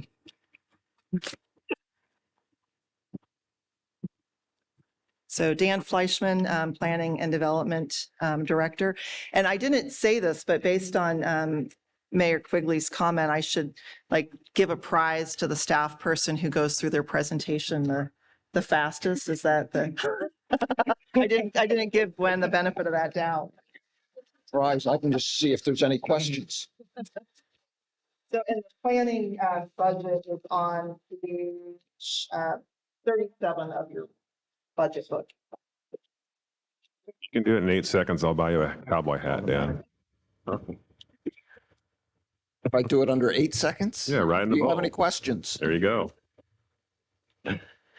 So the role of the Planning and Development Department is to be looking at long-range planning for the city, including land use regulations and other code amendments as is necessary, assisting the Planning Commission, and also to a limited extent being the decision authority in certain development applications. The part-time code officer is within the Planning and Development Department. That position currently is vacant, but was filled for most of last year, and we are hoping to have it filled very soon. And as part of that process, as was noted in the budget message, there is a proposal to increase that position from half-time to three-quarters time. The person that was in the position needed additional time to get all of the work done. And the other part of the position is supporting, promoting economic development throughout the community, work closely with the downtown group, Revitalize Downtown Stayton, have ongoing relationships with SEDCOR, our regional economic development agency, have been out looking and applying for grants to support economic and community development. So again, and also, as most of you probably know, the NORPAC plant was recently sold. I've been working closely with the new owners to try to get that place occupied again. They have a couple of prospective tenants, I've been told, and we're likely to see more activity there in the coming months. The city has just submitted a grant application to help promote development of our vacant land out on the Wilco Road industrial area as well. So again, some highlights of this year. In calendar year 2022, there were 12 land use applications and 1 city-initiated land use file. So far this year, as we've only had 3 land use applications and 1 city-initiated file. There's definitely been a slowdown in development interest and activity in this past year. As I mentioned, we're looking to increase the code enforcement position from half to three-quarters time. And the rest of the really the bulk of the planning department's budget is for personnel services. And it is the 1 3/4 of us. Contract services for engineering and assistance in reviewing development applications, and as well as contract services to implement our adopted economic development strategies. Working with the downtown group, Wilco Road industrial area is a key focus, and working on housing and our residential zoning. That is what I've got for you. I don't know if I win the prize, but if you've got any questions, I'll do my best. Chair quickly. So Dan, when there's only 3 applications submitted so far this year, what are you doing with your free time? I am the manager of the city's geographic information system, and that is a constant process to keep that updated, and it's working on these other projects. Good. And with the absence of the code officer, I've been out patrolling and sending out letters. Previous life, I would argue that just because you don't have applications doesn't mean you're not meeting with people and talking with people and Sure, it was a bad joke, I guess. I'm sure you're busy. Chair Quigley. Counselor. Go ahead. I might have been out of the room, but what is the rationale for the increase of the 0.5 FTE to 0.75 for the code enforcement? Can't not get the job done in 20 hours a week. That's the reality. There's enough to do out there for code work that the previous code officer was not able to get her work done in the constraint of 20 hours a week, and was routinely working 25 to 28 hours a week. and that is what the position, when we advertised it, it was 20 to 30, 20, what, I don't know the hours, 20 to 32 hours a week. And so that is what she was working more than 20 hours a week. And I think that the community noticed a difference when she was here and able to do her job with, staying on top of some, the weeds and the trailers and boats. I think people were seeing a difference. So if we were to say you're strictly 20 hours a week, I think it's just less time that person has to do, and potentially less competitive in getting somebody in to do the job as well. There's not the only reason why she left, but the hour limitation did not help her want to stay. Is that fair? That's fair. Just as a follow-up to that, can the job adequately be done in 30 hours, or should there be discussion around a full-time FTE around that? I guess the real answer to that is we will see this coming year. And next year, we may be here saying we're proposing an increase to make it a full-time job. And I think it may vary from year to year. It may also vary with the person who's in the job. The woman we lost was very dedicated to doing this work. And I think that because we really hadn't had a robust, program before she started, I think there was a lot of time in educating and explaining things to people. And I think this new position is going to still have that, especially since there's been a bit of a gap. I think over the years, I would imagine that the community, I hope that the community will start to understand a little bit more. And maybe it won't be quite as big a task as it was this year. This is an increase from last budget committee meeting. We spoke about this, myself and Councilor Patty, and I remember we proposed having either 3/4 time or full time, and what you see up there is where we landed at a halftime. So I'm happy to see the increase. I think is a need in the community. I think the previous person that role did a fantastic job. I just think there was too much to keep up with. That's just my 2 cents. Counselor Quigley. I have a question about some of the code enforcement regarding motorhomes and boats specifically. Being someone who has to pick them up, those cost about $2 to $3 grand to get rid of. Salem offers a program to compensate for that. Is that something we might be able to do? I know there was Compensate who? the person who has to pay to get rid of it, i.e. the tow truck company or me. Yeah, I think that's a conversation outside of this committee. Yeah. Okay.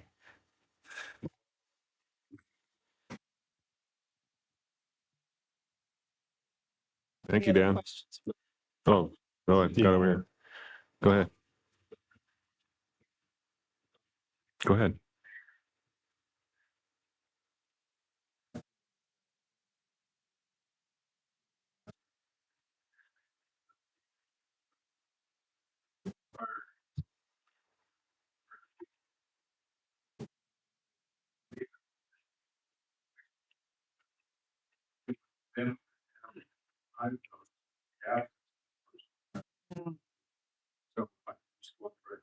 I'd like to see the time be increased. I'd like to see it before. It's an asset. We don't leave it where it was. We want to increase it. Budget Chair Quigley. Mr. Walker, go ahead. One sec.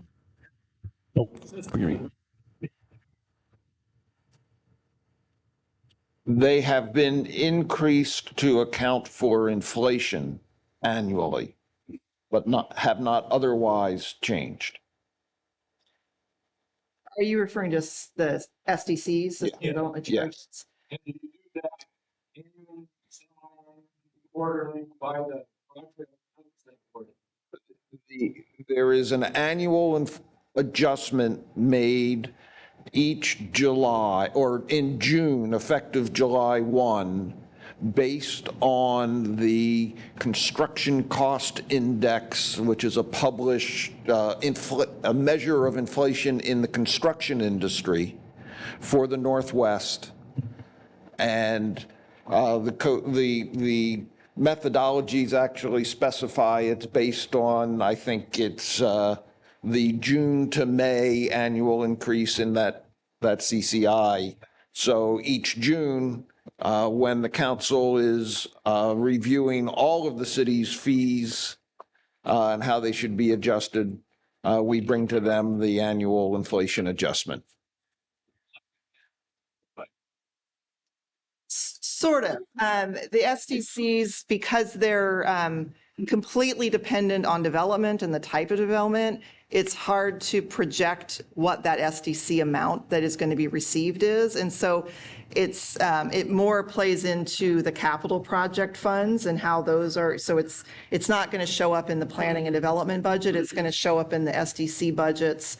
And we really tend to be fairly conservative in projecting revenue from system development charges, and then just as they come in, then we have the actual and we budget for the expenditure in the following year. We have 2 slides. Yeah. Just wait. Councilor Patty. Thank you, Budget Chair Quigley. So to circle back on what you were saying, I believe the concept that we explored before was 2 half-time positions in this code compliance role. And so I'd like to circle back to that real quick, Dan, if I may. Could you refresh the committee as to why that position is no longer under the PD and resides in your office? Yeah. That decision was made 3 or 4 years ago. To provide better supervision and guidance to the individual than they were getting when they were over in the police department. And then the position went unfilled for a couple of years. I believe it might have, I know there was 1 full year that the position was funded in the planning department, but not filled. And there might have been 2. So if I'm hearing you correctly, it's just a position that is better managed by you because the police department doesn't have the ability to, or to just help me understand that a little bit more. Well, if you go back many years, there was in the police department an animal control officer. And her job duties eventually expanded to include code enforcement in addition. And in roughly 2009, 10, excuse me, during the Great Recession, that position was eliminated. And then in 2000 and maybe 14 or 15, there was a half-time position created in the police department as a code officer. And then at some point, maybe a year or two after that, it was expanded to be 2 half-time employees in the police department. And that's when it was discussed whether it should stay in the police department or move over to planning and development. Okay. That's helpful to know, helpful history for sure. And I just want to thank Budget Committee, Damian, for sharing what you did about having this in the community and the value. And I would say that's probably a common thread. And with that, I just want to go ahead and put it forward to the committee. Something worthy of consideration for later when there is an appropriate time to make some motions is maybe looking at this and deciding if 0.75 is appropriate, if not just a full FTE. And so I just want to put that forward as something to consider down the road when we're having that discussion. Thanks. Councilor Patty, thank you. Councilor Giglio.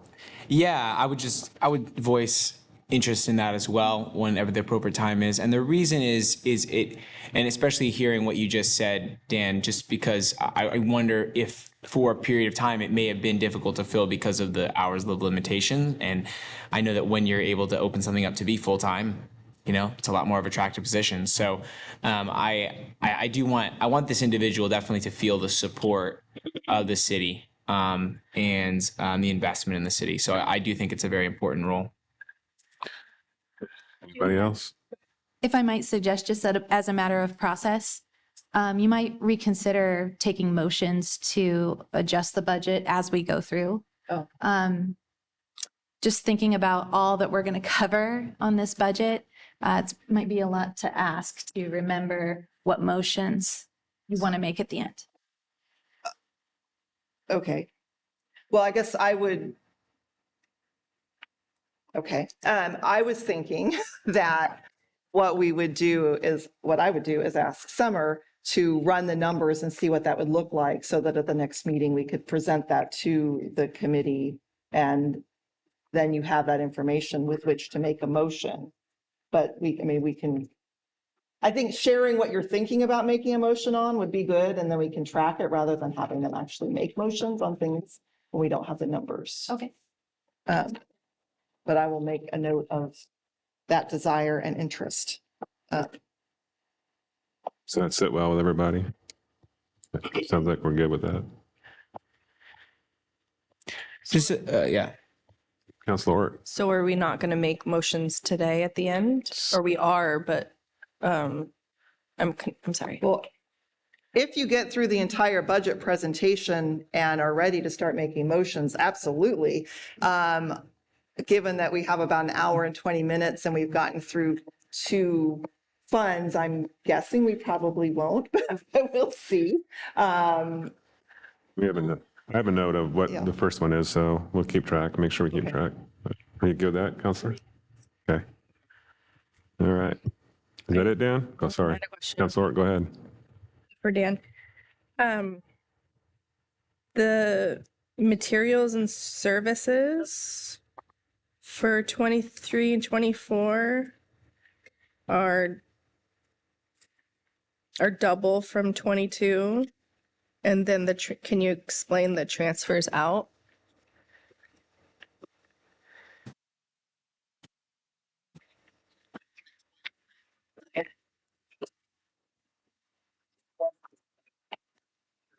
Okay. Okay. Thank you. The transfers out are to pay for a portion of the office manager in the Planning and Public Works Administration office who is paid directly out of the Public Works Administration Fund. So this is, the transfer out is to the Public Works Admin Fund to pay for, it's either 20 or 25% of the office manager's cost. 20, I'm told by the peanut gallery. And so. I was just curious why the materials and services were more. Is it? Well, is it COVID, 2022 everything? actual reflects the actual, not what was budgeted. And 2022 is when we were without a code officer. So there were no expenditures for code enforcement, for gas, for uniforms, et cetera. And probably if you look at the 2022 budget and compare that to the 2023 budget, you'd see hardly any change. Okay. But spent only half of what was budgeted. Okay. And that's also, and that is going to be true this year also. And that's partly why the proposed budget for materials and services is actually a decrease.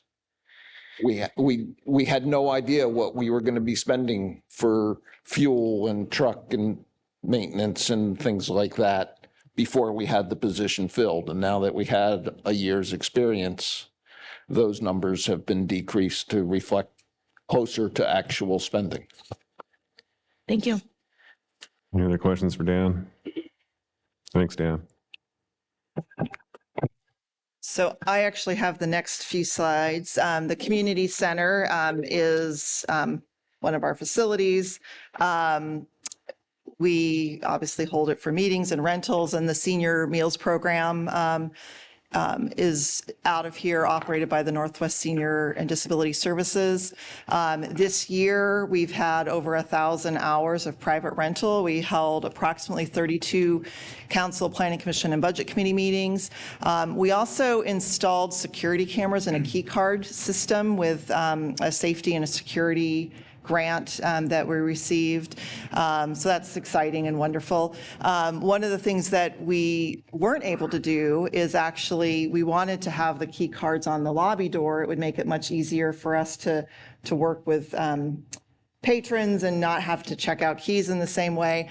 The doors out front are so old that they weren't able to retrofit them to do what needed to be done. And as I mentioned to council in my weekly update, and you probably noticed when you came in, half the doors don't work, and sometimes they don't unlock, sometimes they don't lock. So in next year's budget, we do have some funds allocated to replacing the doors. We also have some funds allocated to repair some fire damage that was done on the backside of the community center. We did receive insurance funds for that, but because we will be spending the money, we need to budget the money regardless of where the revenues came from.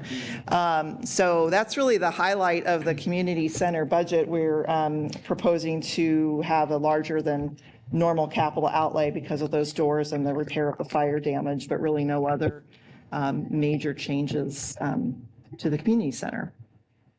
Any questions? Chair Quigley. Councilor Patty. Yeah, real quick, Julia, what was the deductible that we had to pay out for that? Oh my gosh. Alyssa, are you there? Oh. And I'm fine if you come back to me with that number. I'm not sure. It's me. I me. The background, Alyssa. I don't know that I could tell you off the top of my head what the deductible is, but I know that we did get about $15,000 for the damages, and so we'll be going out to bid on that project and working with the insurance company higher. Then 15,000, they'll work with us to potentially cover the additional costs. That's sufficient for me. Thank you, Alyssa. You're welcome. Thanks. Anybody else? Any other questions? Thanks, Julia. And Mr. Mayor, Councilor Ort. do we, Julia, I'm sorry I didn't ask you this previously, but do we have like approximately how much money the community center brings in? We do. I'm not seeing that. Actually, let me look here. Yeah, it's actually a pretty good revenue generator. Last I looked. I'm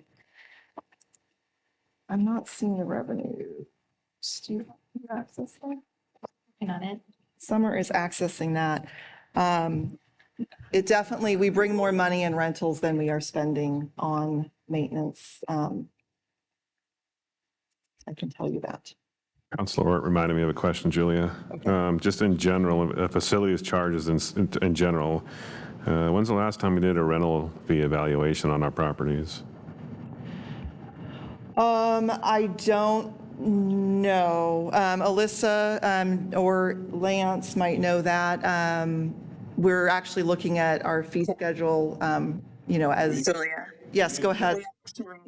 This is Alyssa. Actually, this last fiscal year, we did a look at our fees and changed the structure of how we were charging people. And we also at that time increased our cleaning fees to better cover what is being charged by Moonlight Maintenance, who does the cleanup and setup for meetings. So it was just this last fiscal year that we had adjusted those. We raised rates last year. Well, So Lance just said for anybody listening at home that we raised rates for the community center. We changed the way we did it. And then we also raised rates for the charging of the cleaning fees. Yeah, that was specific to this building, Yes. right? Not in general. Yes. Okay, I'll come back to that Yeah, later. yes, that's. Thanks. We have not done that holistically. You're right. Ms. Mayor, that's something that gets brought up every year, right? Our fees that we charge. We do present to council a fee schedule about the same time that they're adopting the budget that will propose fee increases. And some of it's assumed in the budget, but that is certainly something for discussion. Okay. My clarifying question will be specifically to leases, so we'll get to that later. And then Somerset actually, 20,000 is the revenue that we generated, that we projected to generate, or that we did generate. That's the projection for the year we're currently in, and also what we included in the proposed budget. Okay. So it's not quite a revenue generator then. we weren't renting this place for a couple. Anything else? Anybody else? No? All right, thanks, Julia. Municipal court, that falls under finance. So normally in the future, James will present this, but since he wasn't part of the development of this budget, I didn't think it was fair to throw him to the lion's den. Court has jurisdiction over traffic citations, violations of the municipal code. It's presided over by Judge Clark, who's appointed by the council, and we have a part-time court clerk. In 2022-23, we had 38 court dates, held 45 trials, and processed 510 cases. Our budget assumptions assume similar for this upcoming year. So our highlights is basically just continued operations. We did reduce the materials and services budget in this fund primarily because of the actuals. It's really, the building is really used one day a week.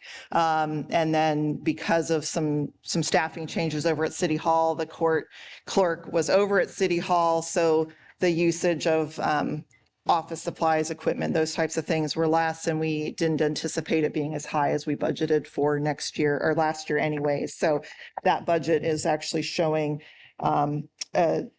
a decrease in materials and services from what we budgeted by quite a bit, or relatively quite a bit in my mind. 20,000 seems like quite a bit, but and then personal services went up a bit just because of cost of living increases. That's really the main change there. Any questions about the court budget? Okay. So I expect lots of questions about this rascally city council. So the council. Do you have a? Oh. Sure. I did have a question about the municipal court. Yes. I saw this note and it actually made me a little upset about says prior to leaving office, Governor Brown issued a remission order which forgave fines and fees related only to traffic violations. In Stayton's municipal court, this impacted 49 people by forgiving a total of $22,619 in fines. Do you have any more information on that? No, that is, we implemented the governor's order, and that is the amount that I was given by our court clerk that was waived. Is there anyone that we can talk to give them a bill for $22,619? I mean, of all the things that you're going to forgive, like maybe some other taxes or something, but something that actually like violations that someone did, that like we pay our police and our courts to do, just seems a little. I don't, I mean, we certainly can write a letter to the current governor. I'm not sure that it will make much difference, but yeah. And then, so we only use our municipal court building one day a week. Yes.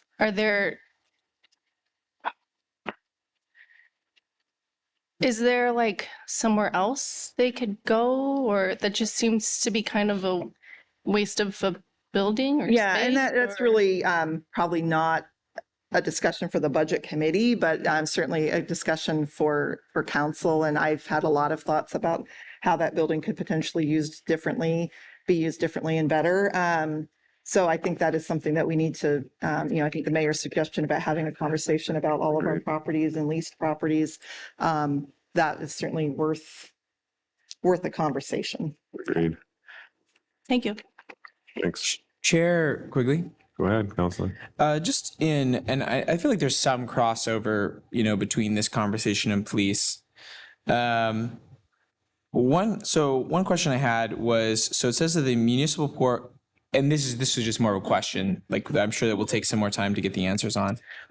But I'm curious, so there's traffic violations have increased to 500, it looks like, as opposed to 265 last year, which estimated bringing in $100,000 in fines from this last fiscal year. I would love to see just a comparison of what that fine revenue has been over the last few years.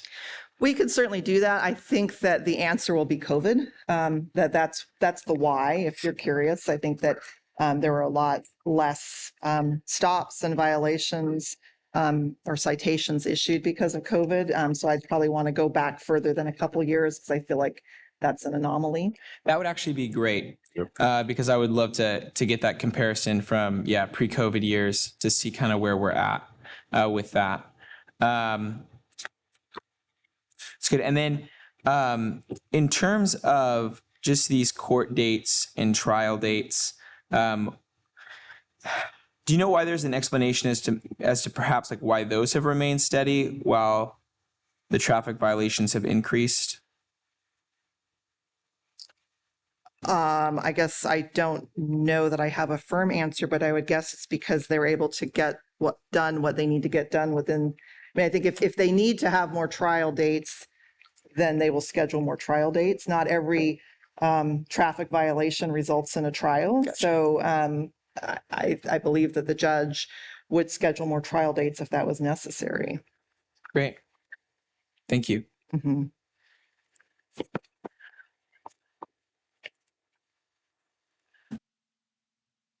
Sorry, I'm just writing a note.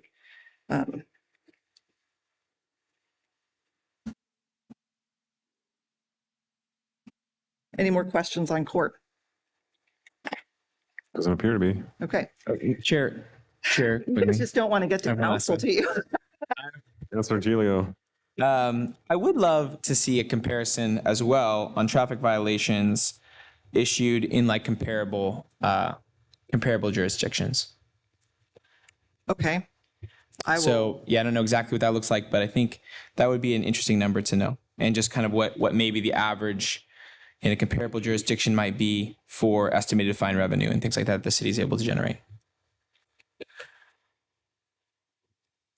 That might, I'll have to check with Chief Johns and see how comparable one community is from another, but I will see what we can do with that. On to admin. No, governing body. So council. Okay. Well, it's under administration, Yes. so. This year we had our training and we really continued funding. We had funding for our goal setting, just continued funding for training and relationship development for the mayor and councilors. I would say that not all of council has utilized that, and I encourage them to. For 23-24, we are continuing to budget for council to go to League of Oregon City conferences, trainings, those types of things. But really the biggest highlight is that I'm proposing to add back in $25,000 into the budget for the neighborhood improvement program. I had that idea before I realized that it was a project, it was something you guys had in the past. It might need a little tweaking, but it sounds like it was a program that was operated by the council before COVID and was suspended during COVID because of budget uncertainties. And so I'm proposing to put that back in the budget for council to kind of give some funding for neighborhood improvements. Julia, can you just describe that for the rest of the committee that are unfamiliar with it? I might need to have either Alyssa or Dan help me with that because it was before my time. Okay, that's fine. Dan, do you want to come up?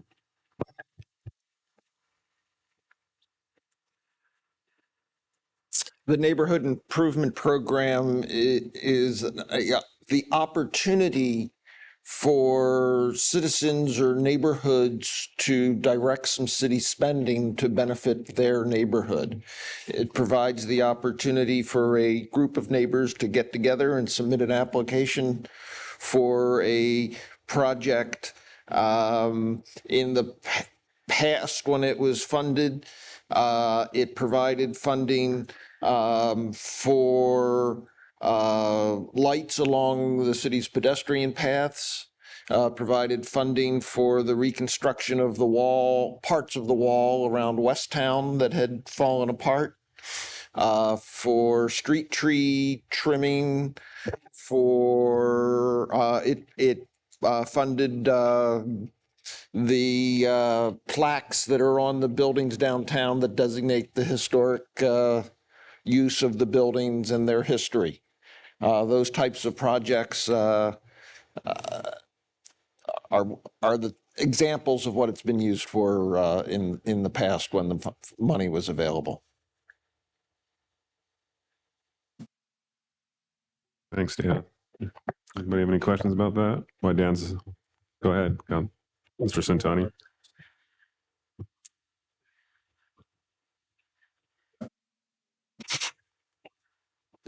Thank you, Mr. Centani. Here quickly. Councilor Giulia. I know I stepped out there for a second.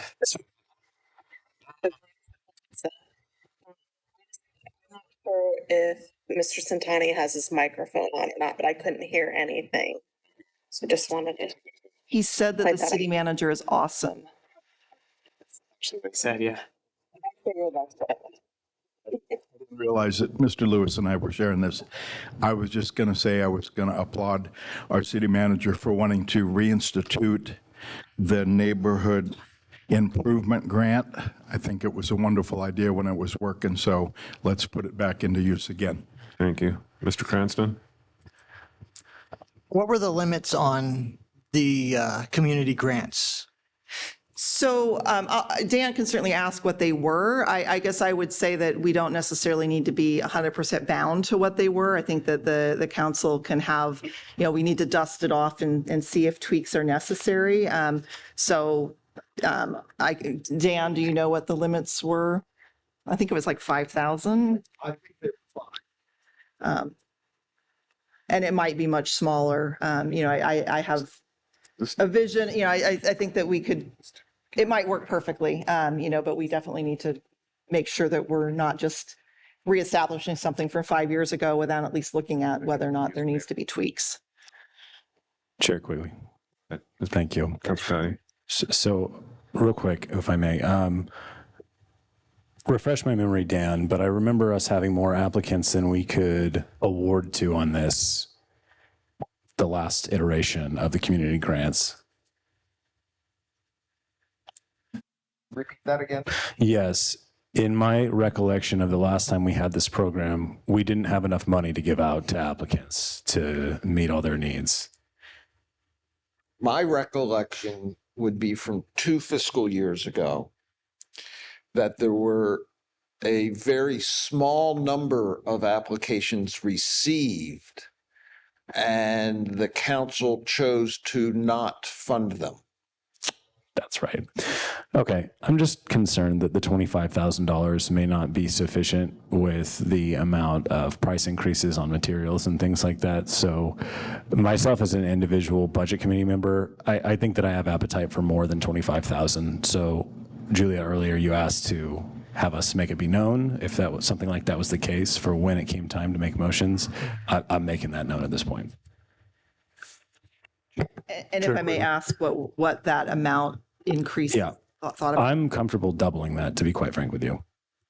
Chair Quigley. Go ahead, Councilor McDonald. I was going to say the exact same thing as Councilor Patty just said. I would like to see that budget doubled.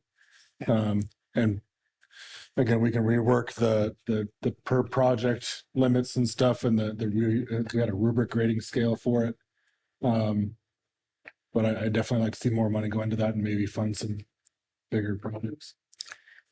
Councilor Giglio. I would also reiterate that, although I'm not sure I'm okay with doubling it, I would be for increasing it. I would be more for like in the 35, 40 range.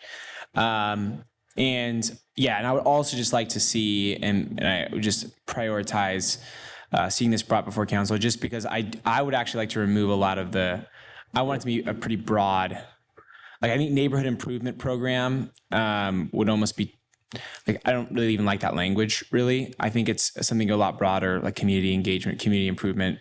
And I know that was kind of our conversation on goals, was to say, here was this older program, but we want to revitalize this to make it more broadly, making it more accessible to even economic development, things like that. So that's what I want it. That's what I want this used for. And with that understanding, I would be for supporting its increase. Yeah, and definitely this is under council. So council will have the ability to develop and define what the program looks like. So we will definitely have that opportunity. We'll run some scenarios as far as proposals based on what we've heard. And yeah, in my vision, it's more than what it was, but what it is, we'll need to get some input from council on. Councilor Ort. Thank you. I'm going to be a dissenting voice, it sounds like. And I have been giving this a lot of thought. I was sad when this went away because I love to see the community involvement. However, we are facing some difficult decisions on the council in terms of raising rates for people. And I have been giving this a lot of thought, and this is money that our community members have already paid. I would really like to see this go back into wastewater, sewer, streets, water fund, whichever one. And this $25,000 isn't a lot. But even before I came here, my husband said, are you guys going to talk about when you're going to fix the streets and how long that's going to take and when my street's going to be on the schedule? And he kind of said it in jest, but he also didn't. And we have been having these conversations with our community members. And so if we didn't do something like that, I would like to see that $25,000. It's kind of segueing back into that new position, but I'd like to see that person outreach and marketing because we don't have a marketing budget. So we could be marketing the things that we have here in the community and bringing in more business, which would mean more revenue. So It's just my take on it. I would suggest moving that money into one of our other funds. Thank you, Councilor Ort. Anybody else? Councilor Sims? I like the idea of the program. I think it would be a great program and kind of help the morale and improvement on some of the neighborhoods. But I too see some very hard decisions coming forward as far as road improvements. I think there's going to be a lot of painful decisions made. So I don't know if I am on board with a $50,000 budget either. Chair Quigley. Councilor Giglio? Yeah, just to comment on those comments, I'm not necessarily down with, if we want to take all this money and put it towards roads, I'm 100% for that. I would firmly be against taking this out and then adding a $100,000 position to admin, which will be here every year, and under the idea that it's going to bring in more revenue. I think that actually investing $25,000 directly into the private industry in our community has just as much potential for adding revenue to our community at a lower cost. So, I would be fine with a compromise of $25,000 or saying no for now if we put that towards streets. Every dollar towards streets, but I do appreciate that, and I do hear. I think that I do agree with the general sentiment that the hard decisions do need to be made for street funding. Thank you. That's obviously the one to put on the list, please. One to put on the list. Yes, definitely. I have, we will come back with some information. So Please continue. Yep. So administration already mentioned and talked pretty robustly about the FTE to hire a community engagement coordinator. And to Councilor Ort's point, it could be called community engagement outreach marketing coordinator. I mean, that's the gist is this person is going to be, helping us with all of those things. So certainly I hear that, and I would envision that this person would be helping us with that. Under administration, it includes the city manager, assistant city manager, and the finance department, which includes utility billing, accounts payable, accounts receivable, the finance director, and court. I believe that's everybody, as well as our lovely Tammy. And in 2023, the highlights, you got a new city manager that I started in June. We had a change in finance director. So we had about 5 months without a finance director, and we relied on Summer quite a bit, as well as Randy and our finance department and the other staff to help pick up the slack. But then we got wonderful James in April, and we're very happy to have him on board. And as part of those changes, we also launched a new budget software, which wasn't really a new budget software. We had it, but we just hadn't implemented it. It had a few little hiccups, but overall, I think it went really, really well, and helps us be more informed and specific and precise in our presentation of information to you.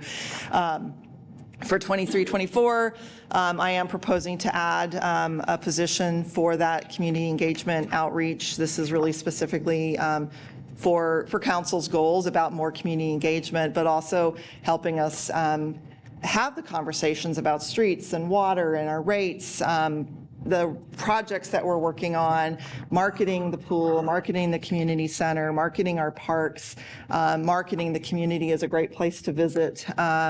So that's what I envision for that position. And then continue improvement in that outreach, engagement, and transparency. And we're very excited that we now have, well, almost soon, we'll have a fully staffed finance department when our utility billing person starts, hopefully at some point. Questions? Mr. Cranston. Sorry. Randy first. Go ahead, Luke. I know you said it earlier, but what was the proposed pay for the community engagement So coordinator? the salary range is between the mid 50s to mid 70s. I think with benefits and all of that stuff, it was assumed about 100,000. Councilor Julia. And that's based on looking at similar positions in other communities and making sure that we're competitive. Councilor. Yes.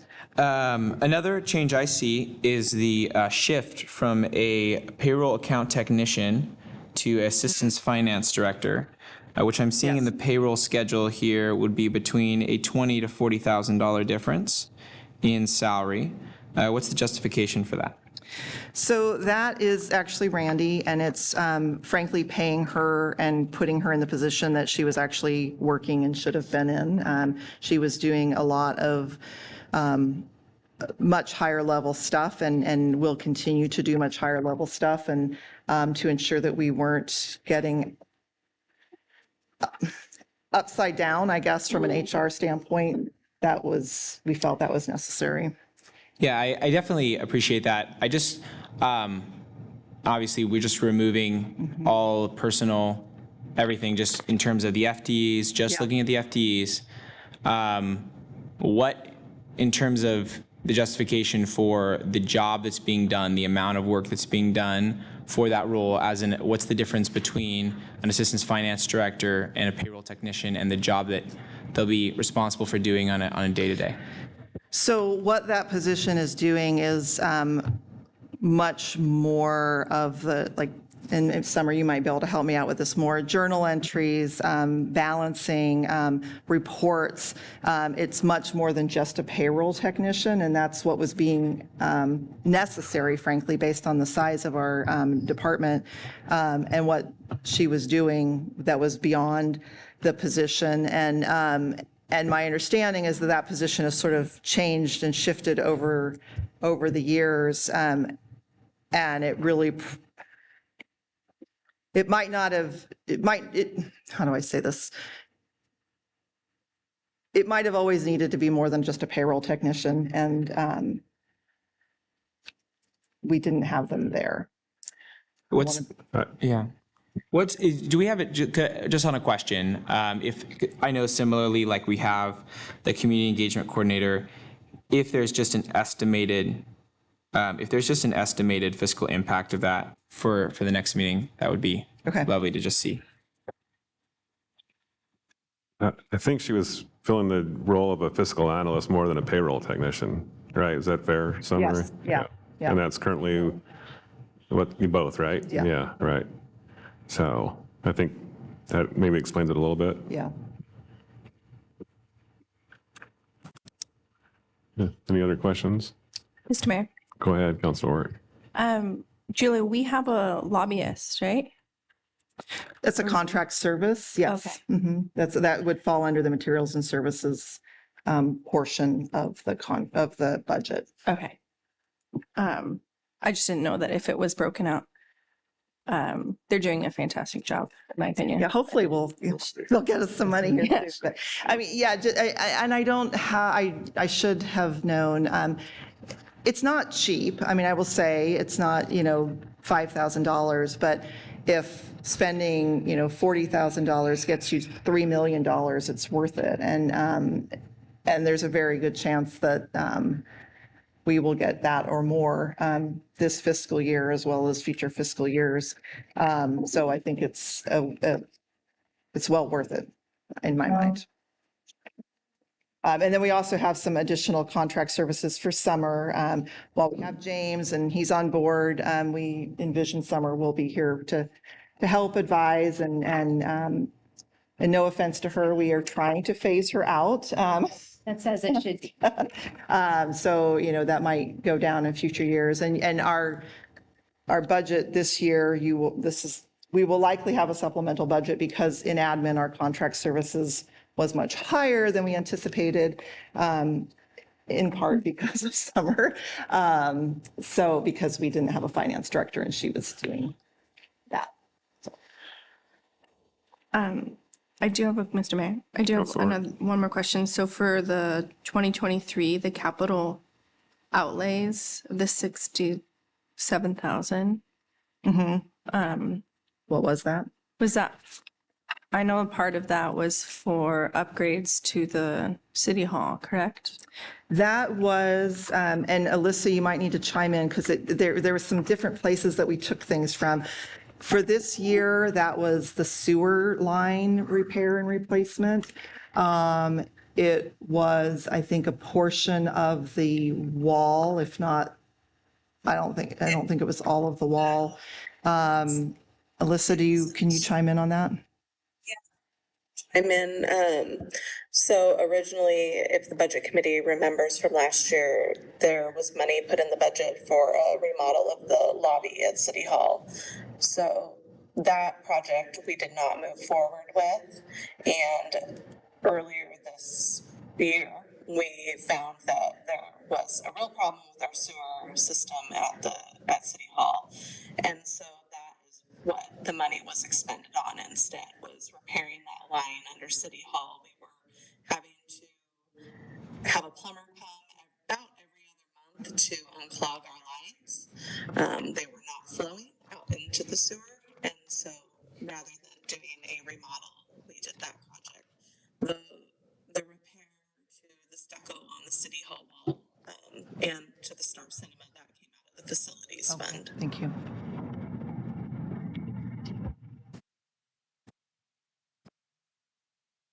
I think we're good. Okay. So another category is general operations and other requirements. This fund accounts for transfers to other funds to support their operations, as well as some non-recurring expenditures, and also holds the general operating contingency and unappropriated ending fund balance. So in 2022, we did have a capital outlay from this fund for our security cameras and key card system that were installed at City Hall, the police, municipal court, public workshops, and community center. That was revenue in from a state grant, but we had to budget for the expenditure. For this proposed budget, as I mentioned before, the methodology for allocating, or Summer mentioned, the methodology for allocating contingency and unappropriated funds was modified. So you'll see this year there's way more in unappropriated and less in contingency than there was in prior years. In prior years, it looks like it was all pretty much put into contingency. And so we were more in line with our fiscal policies by doing that this year. We have some funding from a HUD grant that's continued from this year. We also are allocating $45,000 for a fueling tank at Public Works. This is really related to an emergency operations project that will allow us to minimize our dependency on private stations during an event so that we're not having to drive all around Salem looking for fueling stations in an ice storm. We'll be able to have supplies on site, and obviously would be used by staff throughout the year and might actually help us reduce our overall gas costs, but that's what that fund is for. I also added some funds in this area. We created a new category called public outreach, and we allocated some funds for outreach and sponsorships. We kind of have seen a little bit more of that. For the Winter Festival, we had a mayor's award for a window decorating contest, and we sort of found it somewhere, but we didn't have a category for it. So having some money set aside will allow us to award prizes, offer prizes for If I Were Mayor contest to hopefully get some people to actually do the contest. Many cities offer a $50 or $100 prize for the winner, those types of things. We also have allocated money. This actually historically has been in the Parks Fund, but we realized that the Teen Center and the barn at Mill Creek Park, while they are at the park, they're not functions of the park, and so it didn't seem appropriate to have improvements to those structures in the park budget. So we have some money allocated in this general operations and other requirements budget. And then the subsidy transfers that I've mentioned, there's $145,000 to the pool, $190,000 to parks, 70,000 to the library, and then 300,000 proposed to streets. Questions? Chair Quigley. Councilor Julia. Yes. Oh, I sound sorry. Just like You're a right. question person. All right. So I'm just going to ask for some more clarity on the unappropriated funds and just the fiscal policy for that. I guess the biggest, just I guess on this, and you said there's been some changes in the policy, but I want to get more, because I mean, there's some really big jumps from over the last 4 years. I mean, operating from unappropriating contingency to being nothing to it being, $2.5 million. Is that, what are the requirements there? What needs to be in the unappropriated money? What's kind of the thought process behind that? Basically, what's the bare minimum is kind of the question. What's legally required to be there? And then what's the policy that we're following, like the best practices policy that we're following to get there? I'll have Summer chime in on the bare minimums in our policies. I will say, and again, I mentioned, because we don't have that 5-year forecast, I would strongly encourage us not to see that as free money, even if our policies are over that. If we, to get down to our policy, what I've seen in many cities is you look at your 5-year forecast and you look at your trends, and you rely oftentimes on your reserves or unappropriated funds to kind of help you during slumps. And so not having the benefit of that 5-year forecast and where all of our funds align with our fiscal policies in years 4 and 5, I think that would tell a different story. And so just keep that in mind. I get that. That's why I'm hesitant to recommend any further expenditures. But Summer, go ahead and explain the minimums. Okay, so first I will try to explain why it went from 0 and then it's now up to like 2.5 million. So the 21 and 22 columns are actuals, they're not budget. And the contingency and the unappropriated are only budget lines, basically. So when we end a fiscal year of actuals and have our audit, there is no contingency expenditure. And there's no unappropriated ending balance. There's an actual ending fund balance that you saw in this summary. So that's those 2 columns. 23's budget, again, as we said, has more in contingency than unappropriated, and then that switches. So let me speak to the policy. So the city's fiscal policy, at least for general fund, states certain minimums for operating contingency and a minimum for unappropriated. And that's consistent with best practices and Government Finance Officer Association best practices and all the good stuff. The city's policy says that contingency needs to be at least 5% of your operating expenses and your capital outlay. So what we did is we went through every fund, including general fund, is we put in our revenues, we put in our expenditures, and then we made sure that those minimums in contingency and unappropriated were met. So the contingency came in first at least 5%. And then what falls out the bottom to balance the budget is the expected carryover to the next year. So that's the unappropriated. And for each fund, we made sure that that was at least minimum 60 days of operating expenses per policy. And so for this non-departmental budget here, for that unappropriated, what is that covering? What is that 2 million? What kind of operating expenses are those covering? It's 60 days of the personnel services and the materials and services. Of the whole fund. Of the entire general fund. Of the entire general fund. So there's 60 days of the entire general fund. That would include police, admin, everything. Yep. And then within each of the individual funds, there's also 60 days of operating expenses that are put into the unappropriated funds? That's a great question. So the general fund works a little differently, where the ending fund balance and therefore the beginning fund balance are just general fund. They're not assigned, it's not assigned to any of the departments. Okay. And a lot of the revenues are the same way. Like property taxes are not specific to a department. And when we look at the budget, all of the resources are just considered general resources. Then we go into the department by department expenditure side. And each of those departments only includes what they need for operations or capital outlay, and in some cases, some transfers out. And then what we do to summarize and balance the budget is we look at the general fund in totality.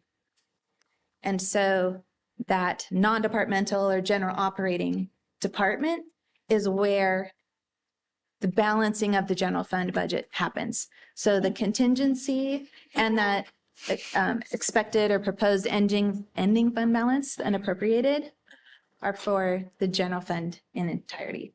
And that in the budget and in actual world is one fund, one set of balancing accounts. So, and just to clarify, so police doesn't have an unappropriate or a contingency, nor does planning or council. It's all covered for the whole general fund in this fund here. So, but when you have a library fund that has $262,000 in unappropriated, that my just clarity for that would that's not included. There's not a statutory minimum or fiscal minimum for the specific funds themselves. It's just for this non-departmental budget, which covers everything in the general fund. Kind of. So library is not inside of general fund, it's its own fund. So if it has its own fund, its own internal set of books, then that fund needs its own contingency and ending fund balance. And those are also covered in your fiscal policy. Gotcha. So I think I'm starting to see. So you're saying, some of these, right, are a mixture, right? So the pool fund, the library fund, the street fund are all kind of mixtures of different funds. No, they're all separate. So that. So I see what you're saying. But you're doing outlays from your general fund into those specific funds. Yeah, it's a subsidy. Yeah. Subsidizing those. Yeah, we're subsidizing the pool because the pool's revenue isn't sufficient to operate the pool.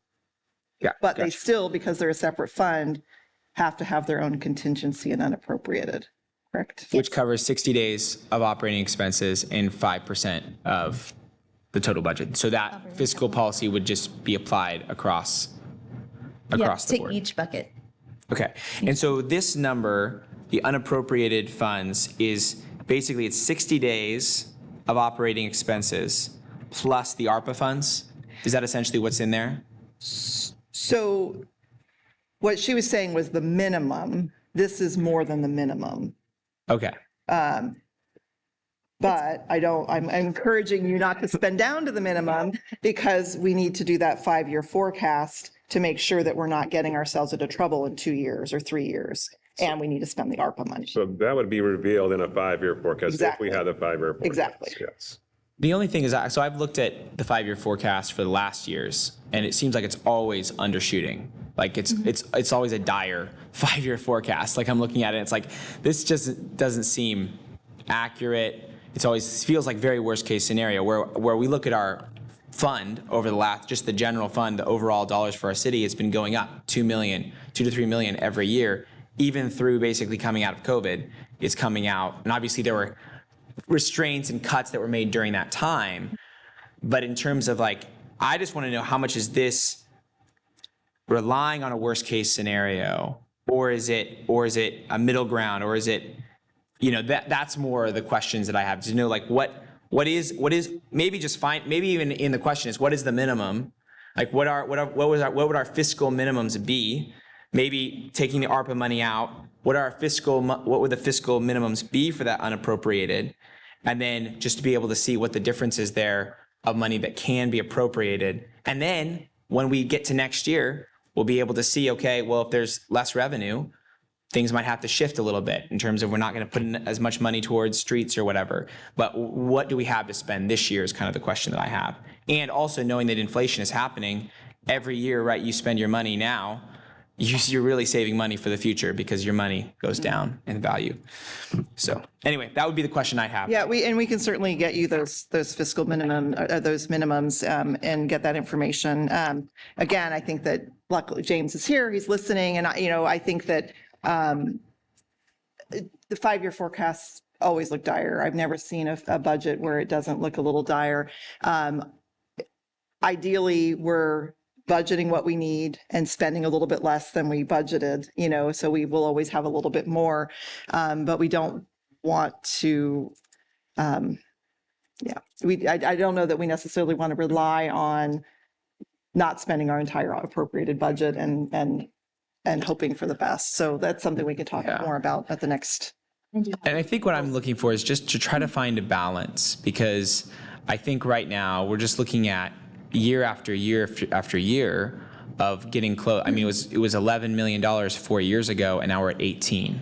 So that's $7 million of funds that have been unappropriated and have been occurring. And so there really does come that point of fiscal responsibility to spend the money that people are paying the city to do to get those services. So trying to find what that balance between that, and knowing we do have reserves, like we've built reserves. There are some, not reserves in terms of like, we're not at 0 to 0, right? And I don't want to overspeak what I'm saying, but the minimums is more what I'm really interested in. It sounds like Summer does have those, if you want to share. Yeah, so I have just a worksheet set up for those calculations for each fund. And the minimum in the fiscal policy is about 900,000 for unappropriated. And that's for that category we were just discussing? Yes. The non-departmental? Yes.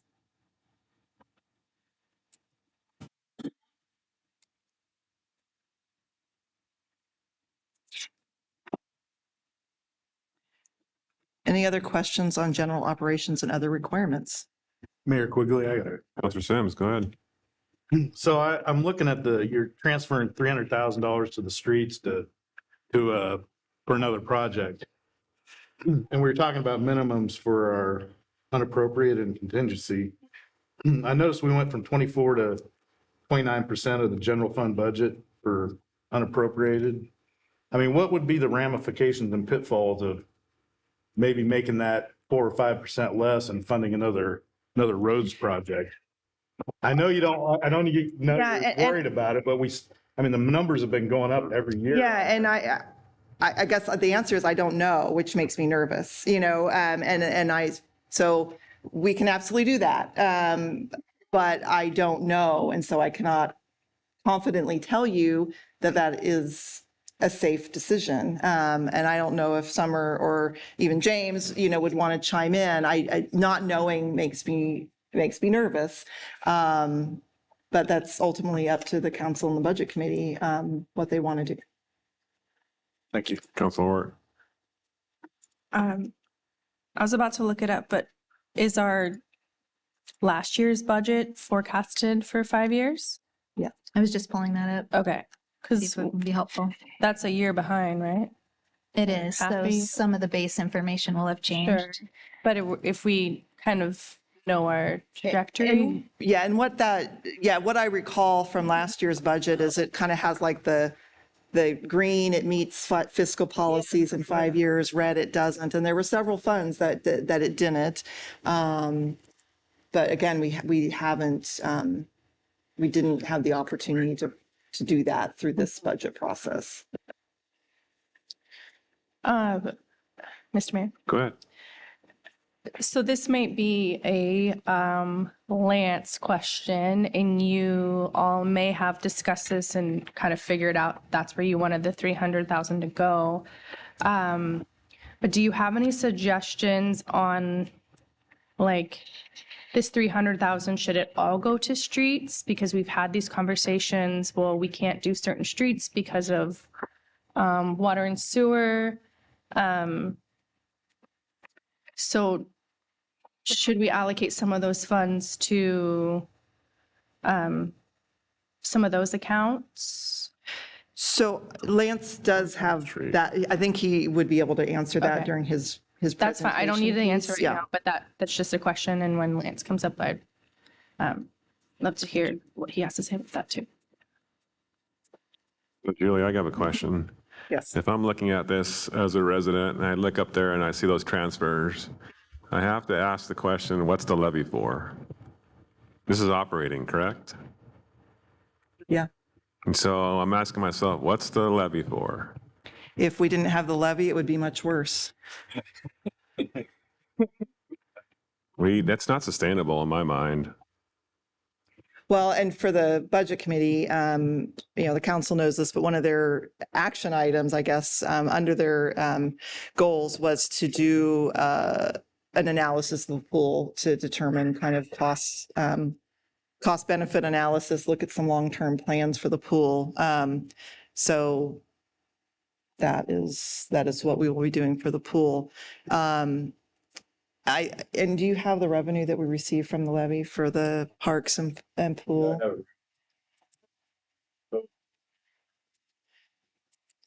So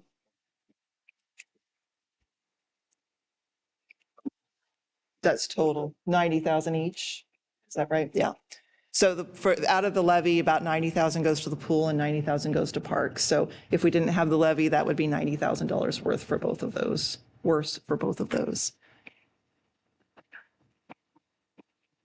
And one thing to think about, I mean, I don't think this is going to be the silver bullet. So, pool, we are looking at raising some rates. I don't think, if we raised it enough to make that number zero, nobody would go. But one of the things, and again, this is kind of going to the mayor's comment about, and I don't know that it's totally necessary for the budget committee discussion, but just let you know that I'm thinking, there might be some revenue that we could get through parks with renting shelters. We don't currently rent any shelters or reserve any shelters. And so that, there might be some opportunities to help supplement that with some reservations if that's a direction that the council wants to go. I don't think it's going to make up $190,000, but it, would help. Okay. Chair Quigley. Go ahead, Counselor. Along that line, have we gotten any further on looking into the special district for Fuller Parks? No. Yeah. Discussion. Okay, thank you. So streetlights, this will be pretty quick because it's pretty straightforward. This provides for maintenance and power costs related to streetlights. This year we budgeted $110,000, but we are projecting the cost to be a bit less, in the little less than a $90,000 range. So we're budgeting $90,000 for next year. This is a note from prior year slides, so I don't really know much about it, but I'll note it, that although not implemented by recent city councils, the municipal code has a street light service charge that could recover the cost of this function, but that's not something that prior councils have chosen to charge. Chair Quigley. Councilor Patty. Oh, thank you so much. Hey, what if we wanted to go ahead and chat about doing that here? Here's my thinking to the budget committee. We're already paying this $90,000. It's already going in there. Why not identify it on people's bills so they know what it's for and how much it is? I realize sometimes that's perceived as an additional cost. It's not. It's highlighting what the cost is. I would be in favor of later on when it's time to make motions discussing what this would look like to put this on everybody's utility bill. So not necessarily having the charge on the utility bill, but putting what they're contributing in tax. The actual amount that this costs so that people know. Basically the line item. I guess my question would just be on that, and this is just to clarify for you, to clarify for them, would just be, is that currently, because we talked about this before, and so is that currently something that is included in like utility bills, or is it something that would be more of like a general tax they're paying elsewhere? Is that, because coming more just from the general fund. So is there like a line item that would be easy to put on that wouldn't be an additional cost, or is that something that's just kind of separate and hard to demarcate? I don't know. It's not currently an additional charge that's on the utility bill. I would have to look and talk to staff about how to say, in addition, your taxes are paying this, this amount towards streetlights, which is essentially what that is meaning. It's currently being expended out of general fund, but we don't have a recovery mechanism for it. Yeah, come up here. Go ahead. I want people to be able to hear you for posterity. So if you look at page 49 of your budget document, we do have a mechanism already that we could recover all those charges for the streetlights. I know we're not using, but it gives them the option if they want to. Right, but what they're saying is, what if we didn't use that option, but we put on people's utility bills what it's costing them through their, That's fine. Yeah. All right. Excuse me. Thank you. No, that's okay. Mr. Mayor, Councilor, Councilor Patty, is that what you were saying? Or just to clarify, were you saying to have a conversation about? I would like to have the conversation about identifying what this cost is. So it's not just something that's absorbed out of the general fund. I'd like ratepayers to know what this is. And if we're already paying it, or if there's some kind of mechanism to recover these costs, I want to do that ultimately, just so that there's transparency to citizens what this cost is. Because to me, that's always been this vague thing every budget cycle, and we hear that same message every time. And to me, I'm ready to do something about it. So that's where I'm at. Summer whispered to me that we can do that. So I think, yes, we can put something on the utility bill to let people know what portion of their general fund taxes essentially are going towards streetlights. But it doesn't give us $90,000 more money. It just lets them know that. Is there a recovery mechanism that we can? Yes, that's okay. Established. There is a Okay, yeah, I think identifying that's a good idea. I hear what Councilor Patty is saying. The question is the verbiage. It has been paying up to this point, and now here's an opportunity for us, the committee and or the council, to say, do we want to start charging this for folks? Because we haven't been up to this point. Depends on where. Let me ask you this question. Can that money does it have to be used for streetlights? Or can you put it into the street fund? That's not an enterprise fund, is it? It's not an enterprise fund, but we can map it directly into the street fund. Good. Cool. Okay.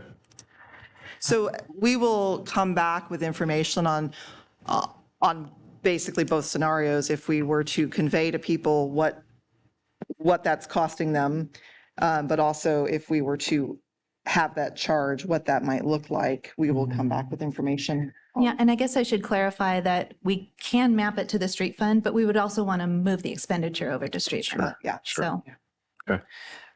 Mayor, quickly? Go ahead. I'm sorry, I've drank too much water tonight. I'm so sorry. I missed the end of the last discussion. I did have one more question. I'm so sorry about that.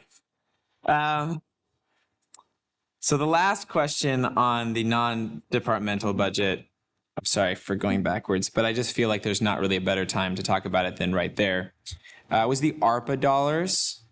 The ARPA dollars, is there an idea that is there a certain idea for the future for that appropriation? Or is that just something that the council just needs to decide separate from that? Or what's kind of, where are we sitting with that? So we need to have a work session with council. I certainly have some ideas, and I'm starting to flesh that out, and probably in the very near future, we'll talk with council about that, and then we would need to do a supplemental budget to move money to do those things. Okay, great. And ultimately, it's council's decision. You can take or leave my ideas. Great. So that's about $900,000 or basically plus of just additional budget that we're planning on using this budget cycle, but that we won't do until we have that extra work session and appropriate that accordingly. Correct. Okay, great. you. We're close to 9 here. Do you want to keep going or? So, All right. So- Jana's up yeah, I next. think So we can certainly get through the library. we'll go to the library. All right. So here's some highlights for us for this year. Library staff have continued to imagine and implement new ways to provide service to our community. We've established new storytime routines and invented new ways to encourage community building with events like the Haunted Library, the Teddy Bear Tea, and so on. We collaborated with a variety of local businesses and organizations across our community to promote reading during Read Across Stayton. We increased our Spanish language collection by 73% with ARPA grant dollars. So that's very exciting. And we're increasing access to books for children at home by being a Dolly Parton Imagination Library affiliate. That allows us to do not only Stayton, but Sublimity Gates, Mahama, Detroit, and Idana. And it's made possible through our partnership with our foundation. And then we've provided both winter and summer reading programs. Some highlights for next year, I think you're going to see some increasing community partnerships, a continued expansion of what collection development looks like in a library, and redefining library spaces, including trends and possibilities. That's it. That's it. So, and I will note for Jana, her department was one of the ones that was significantly increased in the transfers out. In prior years, the budget was about 30,000 towards administrative support, and now it's about 50,000. So that was a concern for her. I promised her that we will continue to look at it and just really make sure that that's the right amount. But I just wanted to note that is, so 50,000 of her budget, which is not huge, is going back to administration, which is a cut, in her department. Yeah. So is there a formula for that for each department? So a little bit. So we looked at and this is part of what we couldn't figure out what the formula was before, but we looked at, for example, staffing. How many staff do you have? And a percentage of that is based on that percentage, that's contributing to the payroll and HR. Based on, I think where the big changes for her were maybe in staffing, because the number of staff, even though they're not all full-time staff, but also accounts payable, how many transactions go through our system on a monthly basis. And so that affected the budget. So it's kind of just making sure that the funds are paying their share for the services that they're getting. We're not certain that we're 100% right, but we feel like it makes more logical sense than what we were looking at before, because we couldn't quite figure out what the basis was before. Summer, do you want to add anything to that? I guess I'll just clarify that we were able to find the calculations and can sort of understand what the methodology was, and it was similar to what we ended up with.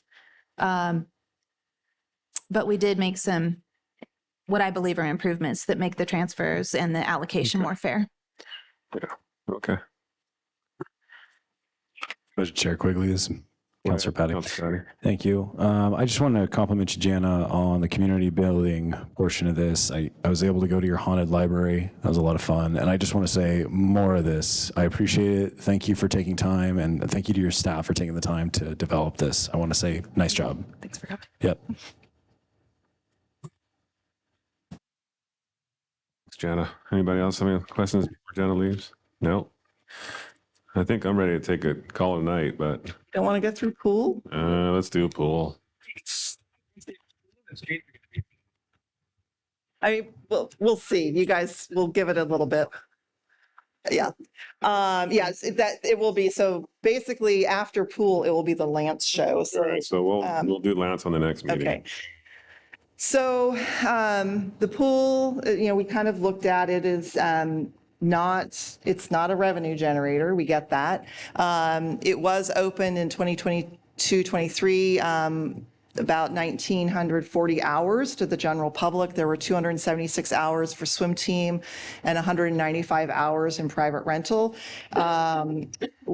They served approximately 4,500 drop-in patrons and had 600 memberships, but it does still remain lower than projected, the revenue, and frankly, lower than needed. There were some cost savings, so this year's budget is actually okay because there was some there were some capital projects that were included in the budget that didn't cost as much and or get done. For 2023-24, we are going to propose in the fee schedule updates an increase in rates for some things. It sounds like a lot, on average about 29%, but it's really $4. It's, you know, for family membership type things. It's not horrible. And our pool director, who also actually operates the Jefferson pool and is fairly familiar with pools and pool operations in general, feels pretty comfortable that where we're proposing to put the rates is fair and isn't going to turn people away, but it's a good increase to at least bring in some more revenue. We will continue marketing and doing more outreach to bring patrons in and new members in. And again, I think the position that I'm proposing to add would help with that as well. It does include a increase in FTE from what we budgeted last year, but in reality, it's what was needed to operate the pool. And I know last year there was a lot of discussion on the FTE, and the explanation was more, well, there's a lot of like part-time staff. In reality, in order to open the pool at all, you need 2 lifeguards, period. Doesn't matter how many people are in the pool, you need 2. In order to have classes, you need to have 2 plus, you know, a certain number of staff. If you have a certain number of people, you need to bring in more lifeguards. You know, so there's thresholds in how many people you can have in the pool without additional lifeguards. So in order to have the pool open and operating the hours that it was, we needed to have the FTE that we actually had this year and what we're proposing for next fiscal year. But as I mentioned previously, per the council goal setting, we will be working on an analysis of the facility to look more closely at the capital and operational costs for the future. So with that, any questions? Mr. Mayor. Or So we haven't had anyone in instructor positions. What's that? We have, I'm looking at the staffing on page 56, but it says that we don't have any. The lifeguards are all instructors. That was a decision that was made. Basically, all the lifeguards are also instructors. So they, rather than having separate positions, they just made them all ability to do that. Okay.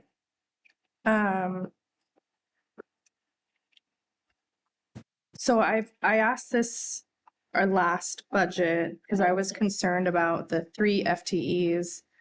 So I like the increase because more hours means that the pool can be open more time. But do we need to consider making that higher so that we can have more hours available?